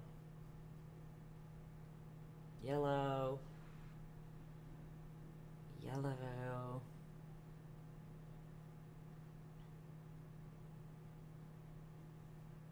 Sure. Boop. Oh, shoot. Oh, shoot. Mixing in with my wet pink in there. Which isn't the worst, right? When you mix warm colors with warm colors, they tend to blend a little bit easier from the get-go versus cool with warm. Mixing the two color temperatures. And just because I like to give you guys a bunch of little tips and tricks that I paid lots of money to learn at art school, so you don't have to. is warm colors appear closer to the eye and cool colors appear further to the eye. So when you're trying to paint like a landscape or you're trying to show distance, and here it doesn't matter as much, we're doing this rainbow style, but in real color theory, that's a way to help bring things closer in your canvas, in your piece, and push stuff farther away is with warm and cool colors. And like shadow, it's always nice to use like cool colors, like warm, like a purple or a blue, to better than just black, right? Because just black kind of sucks the life, literally, the color out of things. So that's a good tip to keep in mind. Color theory is a very complex class, and there's so much to it. So I will never get into full range with you guys, but those are some quick, easy ones, like just to know what warm and cool is and how to use them. But then if you want to get more complicated, like there's cool blues and warm blues. Yeah?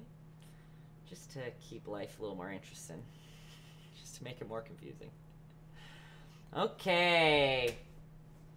So realistically right now, like our skeletons are basically filled, right? Right. I remember mixing the whole color wheel from 4 base colors. Yes, that's the first thing you have to do. And it's not just mixing, like it has to be perfect to the true colors. So that's why I always say that you can mix any color with the primary color. So the 4 that he's talking about, red, yellow, blue, and black and white.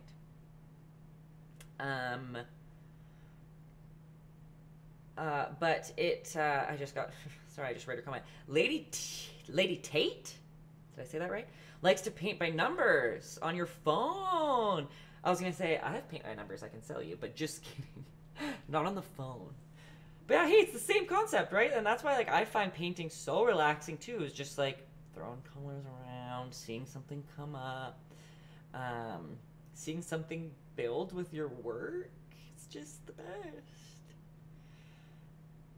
That's why people ask why I have such a calm demeanor. Guys, I paint pictures all day. It's my job. That's why. Because painting's the best. Okay. So as we let that yellow dry, you can do a couple more drips, right? We can do some more drips out of his teeth. Lady Tate. Lady Tate, right? Did I say that right? This used to be weekly, now it's monthly. Maybe, we don't know. See, that's true. It used to be bi-weekly. I used to do 2 paint nights a week.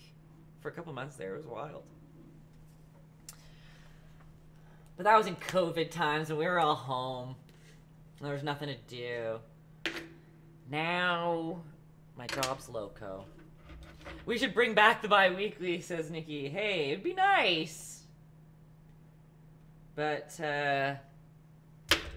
my time management skills are not ready for that yet. Just can't do it, Captain. Not yet. But hey, there's no way that you guys have done every single paint night that I have on YouTube. Okay? Just because I'm not here on Thursdays doesn't mean that you guys can't paint on Thursdays too, okay? Paint whatever you want. Or do an old one or something. It's not the same as live. I know. I know. That's fair. I may have been here for most... You know, you probably were. Probably were still there the whole time.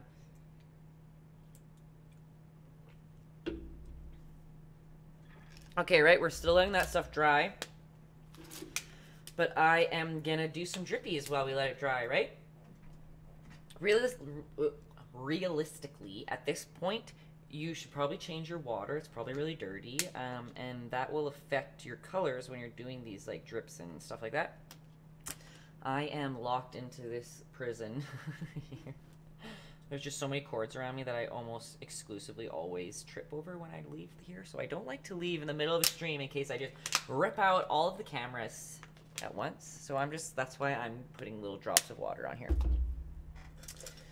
And you know the drill. We're adding water there. We are mixing little bits of our white... No, don't go down there. Stay over here. Into that water so that it becomes like a chocolate milky consistency. Remember, the thinner it is, the farther it'll drip. The thicker it is, the slower and less far it'll drip. And again, it's easier for me to say that, like, oh, add 3 drops of water to get this consistency. But realistically, you're... Oh, no. Oh, no. Catch it!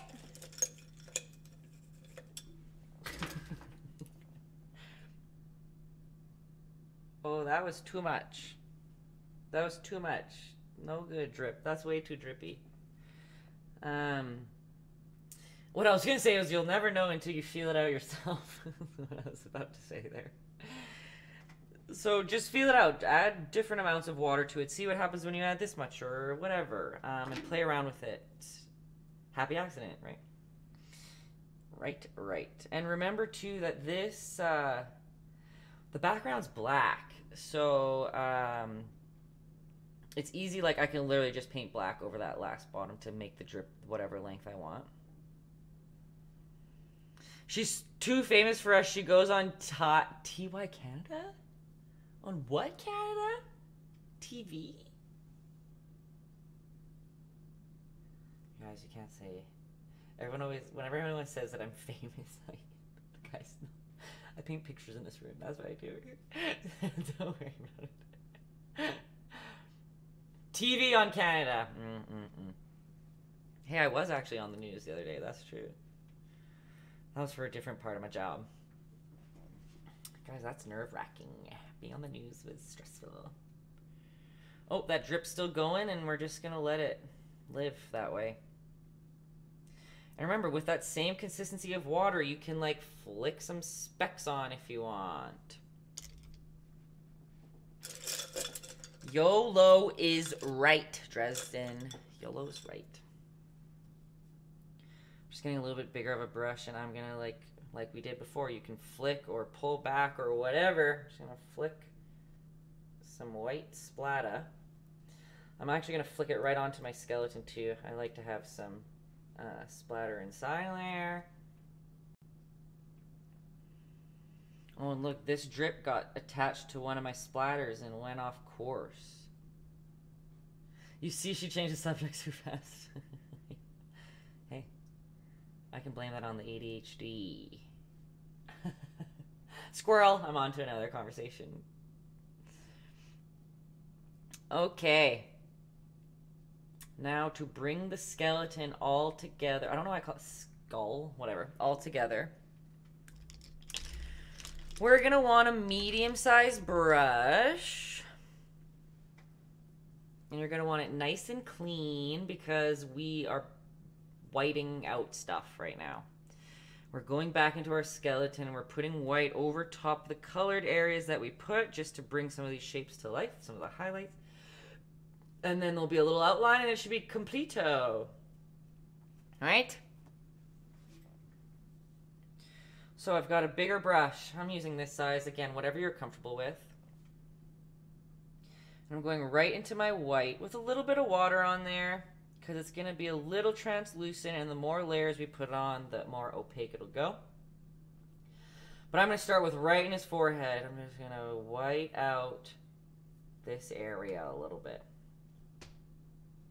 But see, my colors are still peeking through underneath, but I'm blocking out a couple spots. And Rosie, you're probably going to be like, why are we covering over what we already did? That's a very fair question. Why? And again, it's just back to that same conversation of it makes the painting look so much more complete and so much more full when you can literally see all the layers of work that you've been done in there. And it highlights the round shape of the skull, and it highlights where the brighter parts are coming through. Because if we left it at just the canvas, it would have been just such a flat white. But since it's showing some of the other colors through, it's giving it more of a dimension to make it look a little bit more 3D. And she actually was rendering that. I read your mind, girl. Alright, so we'll put a couple more in these little eyebrow areas, right? But again, you don't want to cover everything up. It looks probably like I'm covering up more than I actually am. Let's see if it... Oh, it's hard. With the lighting, it's hard. From there, you can kind of see, like, the colors are still coming through in the... Oh, it looks white, but I swear there's yellow popping through there. It's just adding a little bit more to the 3D-ness of your skeleton. Not a real term, but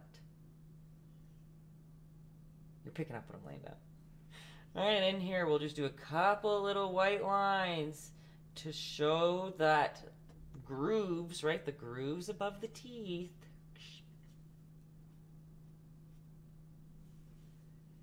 We can put a little bit of highlight down the middle of that nose. But see, already it gave him a little bit more dimension in there once we started adding this white. A little bit under his eyeball.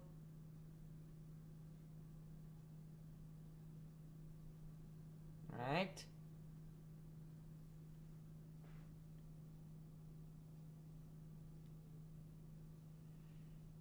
And a little around his nostril. Right, he's coming along a little bit better there.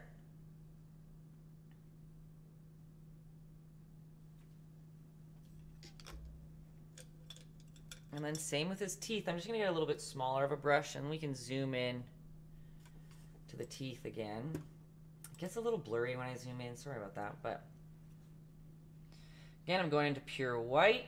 And we're going to lay out where his teeth go. And again, too, like, do you want to make them bigger? Like, you can bring that white up a little bit higher if you want them to be higher. If you want this space to end up being a little bit smaller, then you just hike them teeth up a little bit higher.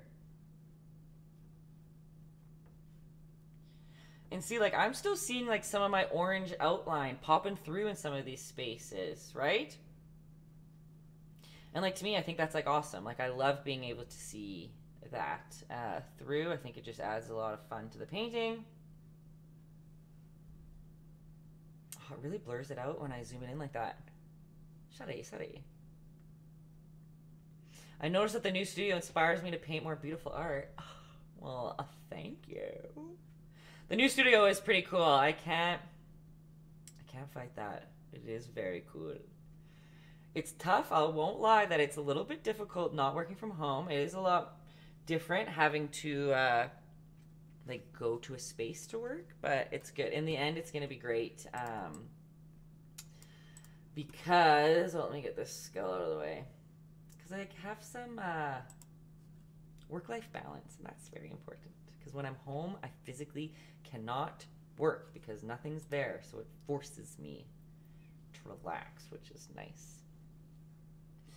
Well, okay, and if you wanted to be exactly like my reference photo, right, like it, again, it doesn't have to be, but if you're trying to do exactly like what I've done, I've kind of went in with some like rough, like sketchy white lines in there too. Like I'm highlighting on here a couple little outlines of where the skull goes, maybe a little bit of a rough white outline on the outside. Again, like bump up some of these shapes that you're drawing down here. Oh my god, Justin, it's so funny. I keep finding notes that I didn't see before. Justin was here when I wasn't able to be, and he left me some nice notes around the studio. Oh, oops. Oh, ignore that line.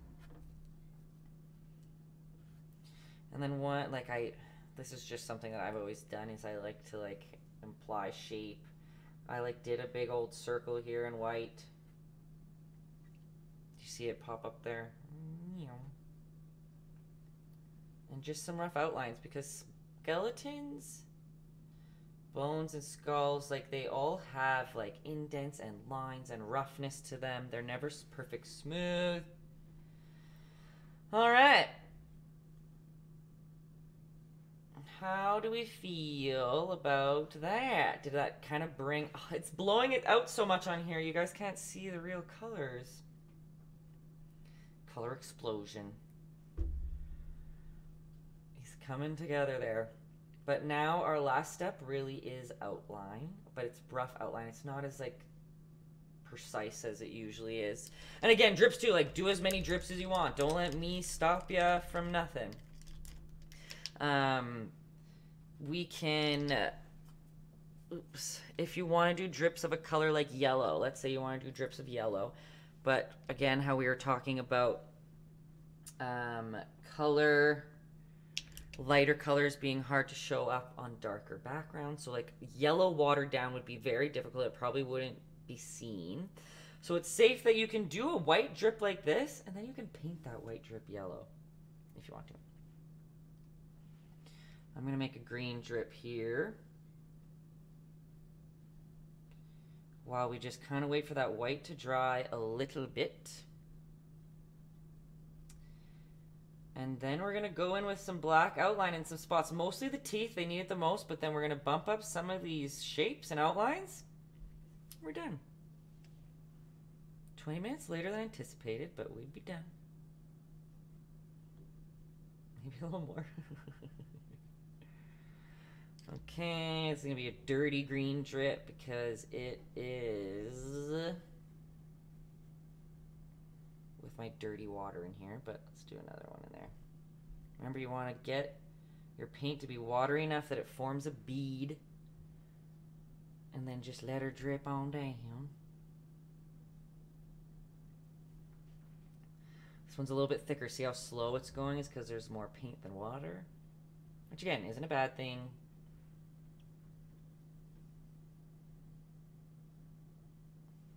Right, just drip, baby.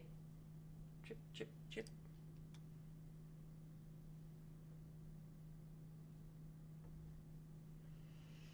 And then we're going to outline them teethies, outline everything on him to bring him up a little bit more, and we're laughing.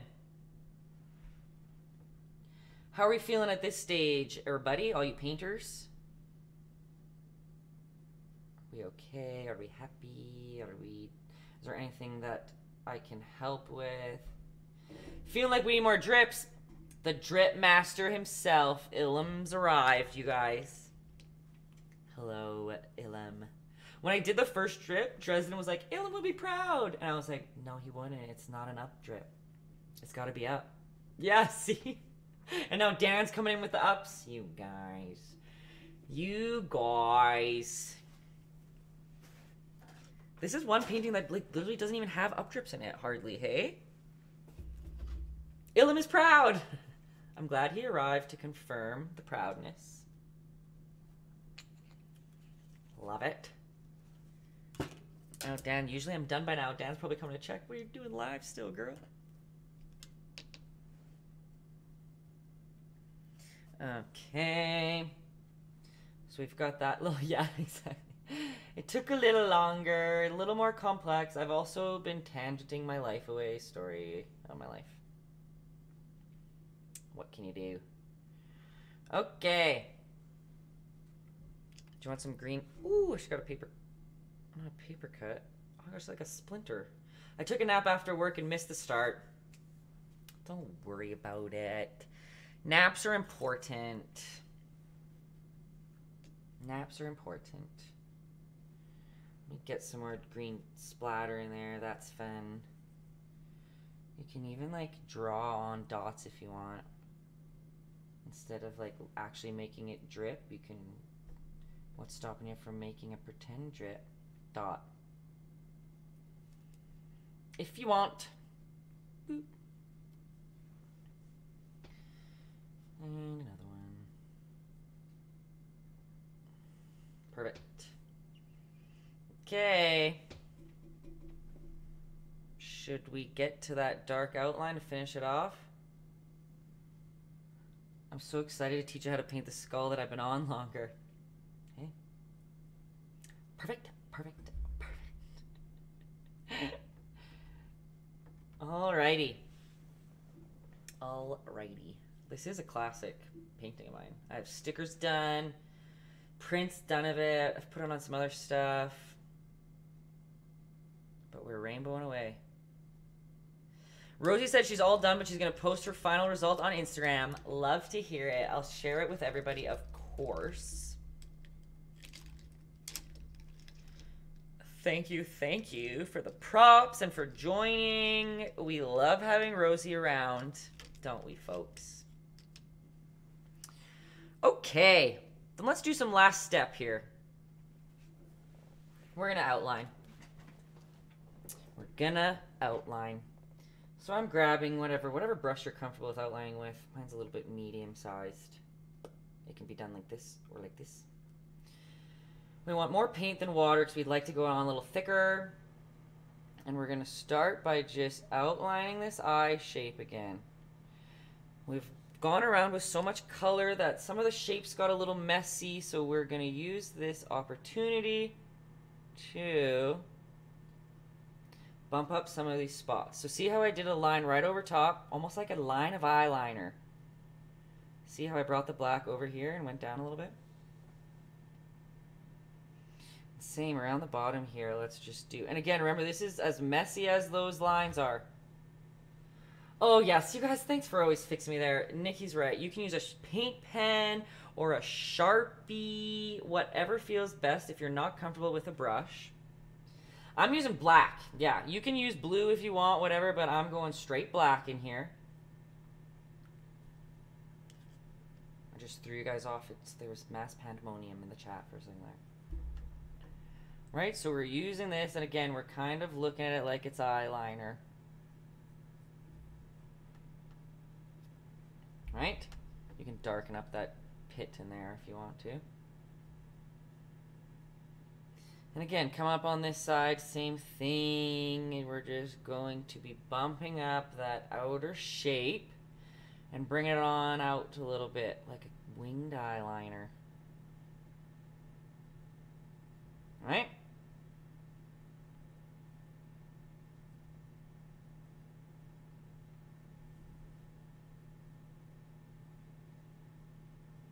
little curve on down here.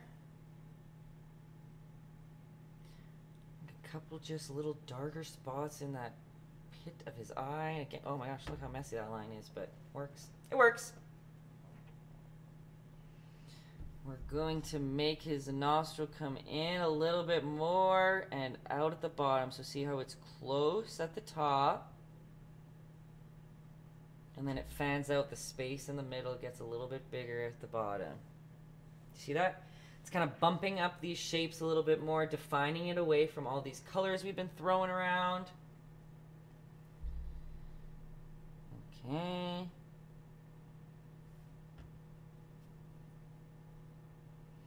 And we're gonna go right in the middle. See that bigger shape that we left at the bottom of his nose here? I'm just gonna make a line. See that? I added a black line right there in the middle of that nose.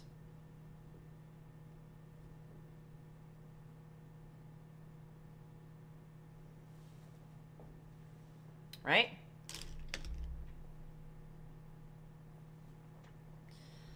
And then we're going to curve around the outside of the nose because it kind of shows that there's a little bit of a ridge there, right? So by just adding a little bit of a dark line right here, so see it's like close but not touching.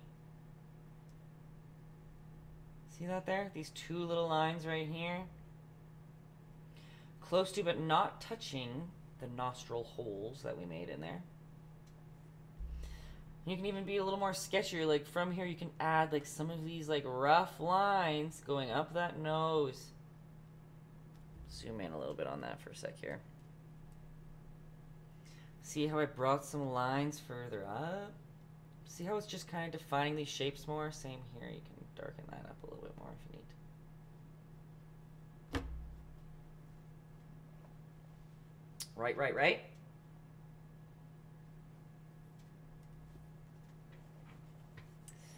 And again, like remember how I went a little crazy on the side here? Like remember, black is white out. Like you've arranged that shape however you want if you need to. Black is white out. What a contradictory term. Okay.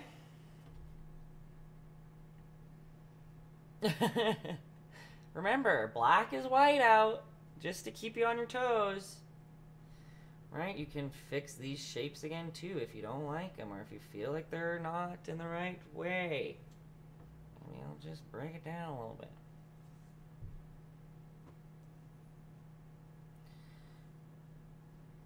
Alright, make sure that this dark spot that we darkened up before is still prominent so we can see that that is a curve.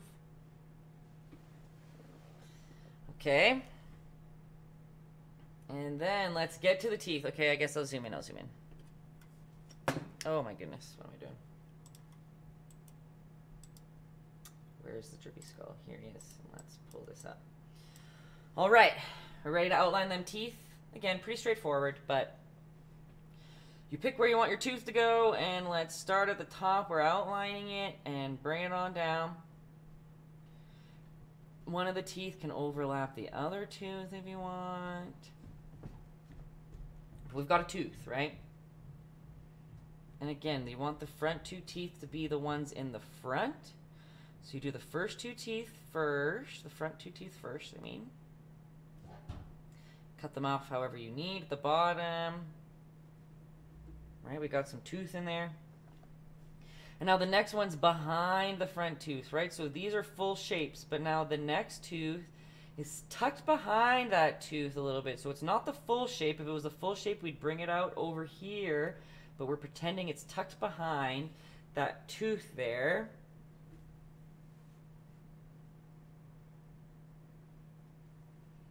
And same too, as you keep going back, you do that upper curve of the gum line, but then you tuck that tooth right behind the other one, and then you cap it off at the bottom.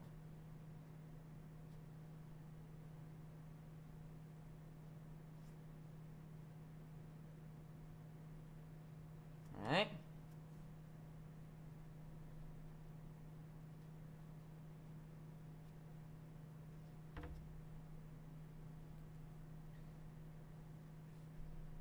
Coming along this side, same thing.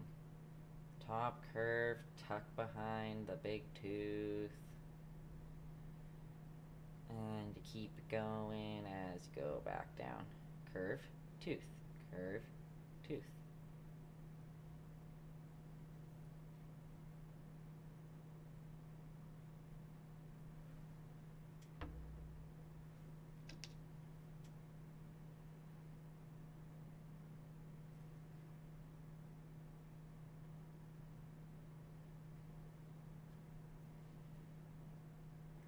Perfect. And then just the last little bump up of the gums is we're gonna kind of just curl with the black. See how I'm going around each tooth? I'm just pulling up a line basically in between each crack of each tooth. Or in between the center, like two teeth come together and I make a line up the top. See that?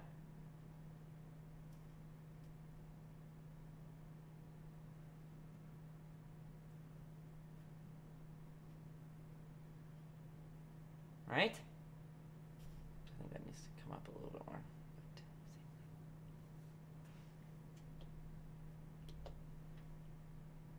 How about that?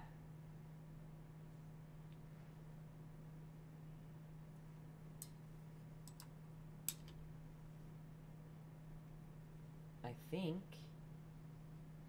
we are complete.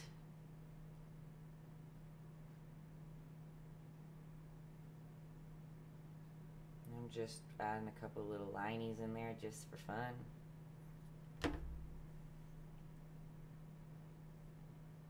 And I think he looks pretty finished, right? I think he just needs a little more dripping, but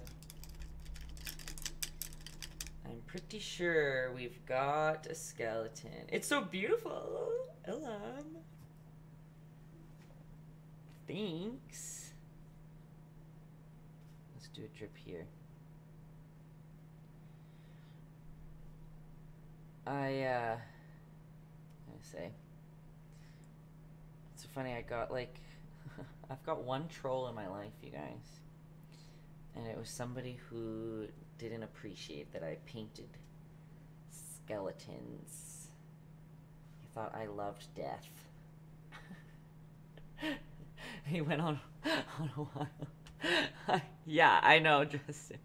I wish I still had it. It was on like this like BitClout website, and it's so funny because I'm posting my like rainbow skeletons and my like Freddy and Krueger and stuff, and this person goes, "Do you love death?" And I like laugh because I like think it's like whatever. I think it's funny. I think he's like making a joke, and I'm like, "Oh no, I just like to make dark things colorful." Is like how I answered it. And then he's like, "My friend who had to walk through the death fields of something," he's like, "wouldn't appreciate you using skeletons as art." I can't remember. I literally can't even fully remember what the argument was, but yeah, he wrote a very long, crazy paragraph about comparing my work to crazy things. It was crazy. My PR manager, Justin, jumped in for me a little bit. But Jinbone looks so freaking good. Thank you. Jinbone, I want you to go back and try again when you watch the YouTube. I think you can do it. Okay, I need glitter. Okay, hey. Did I bring glitter over here today? I didn't bring glitter over here, so I can't participate. But all y'all who've never glittered before, you just need to literally pour glitter on your painting when it's wet. That's the secret. And the glitter will hold on tight to the wet paint as it dries, and it'll dry on there. It's awesome. You can do some more like splatter if you want, whatever.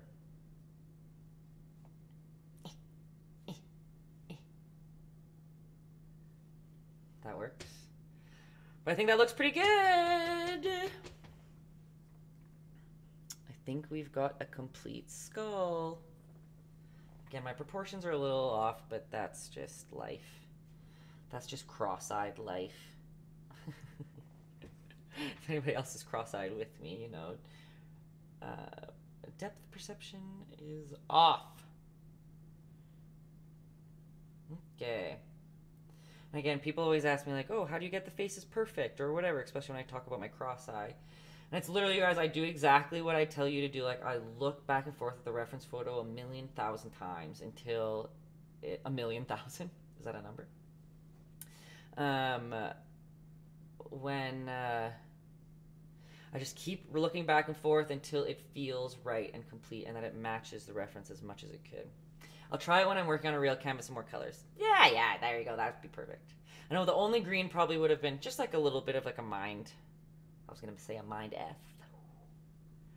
But I was reminded there's children here. A mind bender. Okay. There we go, guys. We've got a skeleton. We did it. After years of trying to get a skeleton paint night, we got one. Are we happy with how it turned out? Is it a success? Rosie finished before all of us, so that's amazing.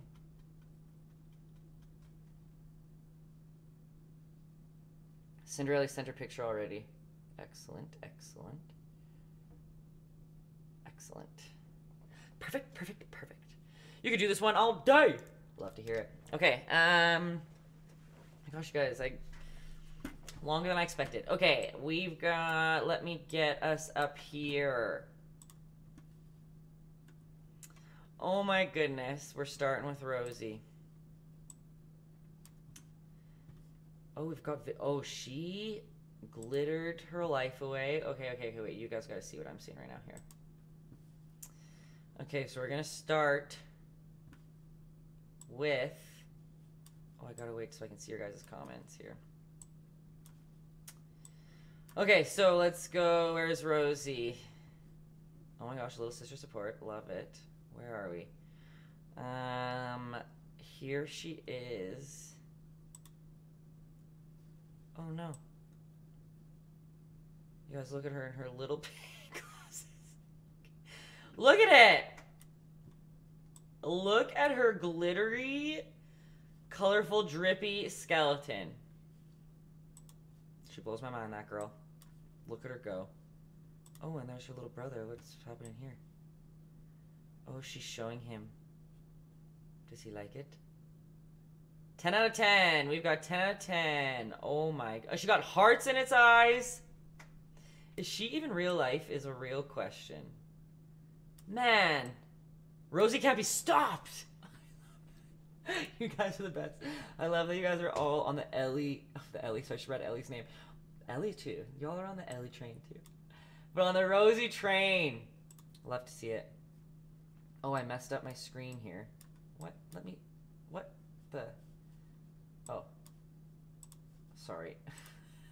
I forgot what screen I was on for a second. Look at Cinderella's. Another banger. Love that. Okay, love that you got the circle in there. Oops, where am I looking? That you got the circle in there.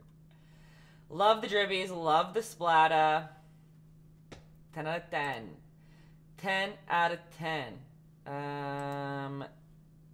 Do I have others in here? Let me see on my phone. They always come to my phone better first for some reason.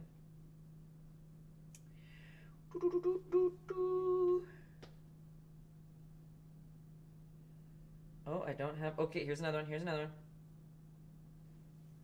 one. Why isn't it showing up? On my phone, you're on here, Olivia, but not on the computer. Why aren't you showing up on there? Oh, there you are. There you are. Oh, another winner! Gosh, you guys, look at. Here I was stressed that you guys, that it would be too hard to do a skull, and you guys all just knocked it out of the park. I like that these, like, disintegrate down here. Like, that's cool. It's, like, in there. I like that. Okay, so you guys just all nailed it. It's fine. It's fine. It was me that didn't have the confidence. Yeah, I like how the drips came out in this one too, right? Like, cool that they, like, I don't know, disintegrate's the only word I can think of. Dresden says, y'all are 10 out of 10. 10 out of 10. So fun.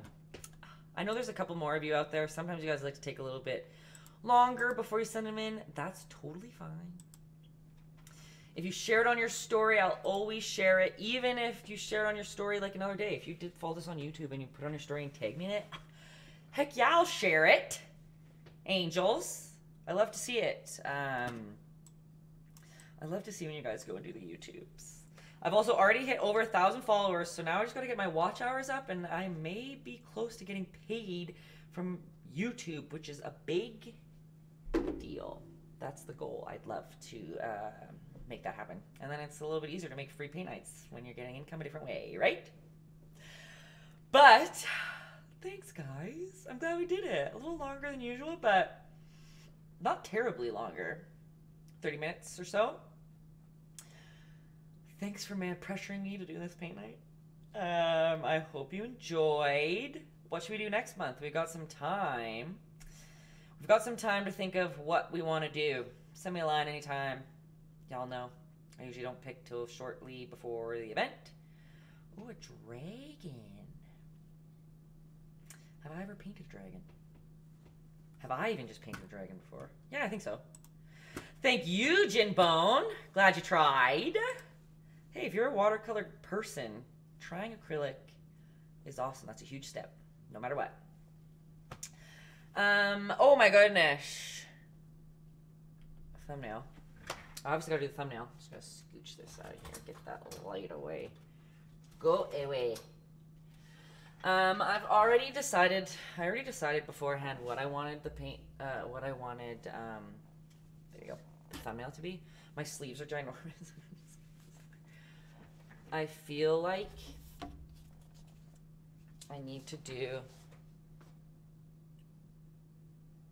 like I'm dead. Did that look like I was dead? My eyes were closed, so I don't even know. Actually, I'm gonna lower this whole thing so that that sign isn't in there. Inch that away. Ooh, I almost had a detrimental paint spill. Okay, we've got the skull here, and then me dead. With one eye open, like I'm checking. Guys, my eyes are closed, so you have to tell me if it's good or not. Dead. Done. Done like dinner. No, Cinderella, you're a rock star. Oh, I'm just showing you guys all the mess that is my desk. You're a rock star. Gotta peek with one eye to see the composition. Oh, wait. Thanks, Alo. Coming in with the diamond at the end. Appreciate it. Thank you. Thank you. You have the best thumbnails ever. Hey, I'm self-proclaimed thumbnail queen of YouTube. I think it's important to have a good thumbnail. Oh, look at this perfect placement of Taytayski right there. Looks like it was planned. Okay, you guys. Thanks for coming. I see some, it always happens. There's always some newbies sneaking in at the end here. My name's Taytayski. I'm the Barbarossa of caffeine. Just kidding. That's also self-proclaimed. Come to the last Thursday of every month to paint along. Maybe a dragon. Maybe, what did I see down there? A dart frog. That looks fun too. We'll see. I always post on my Instagram about a week or so before to say what we're painting, what colors to bring. It's easy peasy. Super casual. You don't even have to paint. You can come and hang out with us for a bit. There's lots of people that lots of people that come and hang out with us that don't like to paint, and that's awesome too. Because if all y'all were busy painting and not talking to me, then I get weird and awkward because I don't know what to say. So, thanks again for a lovely Thursday. I know it's sad that it's only once a month, but one day, you guys, one day it'll be background. Let's see, if I get my YouTube poppin', then maybe I can do more. Maybe I can afford to do some more. All right, everybody, you know where to catch me. Taytayski on YouTube, Etsy, Instagram, Facebook, Pinterest. What else is out there? Caffeine. There we go. TikTok. Oh, you guys, what would I do without you? Saving the day. TikTok too. So, have a good night. See you next time. If you want to catch up with what I'm doing Always follow me on Instagram. That's where I post the most. And I'll catch you on the flip side. Where am I going? Here. It was amazing seeing you. Thanks for stopping by, Infinite Silver. You're the best. Bye, everybody!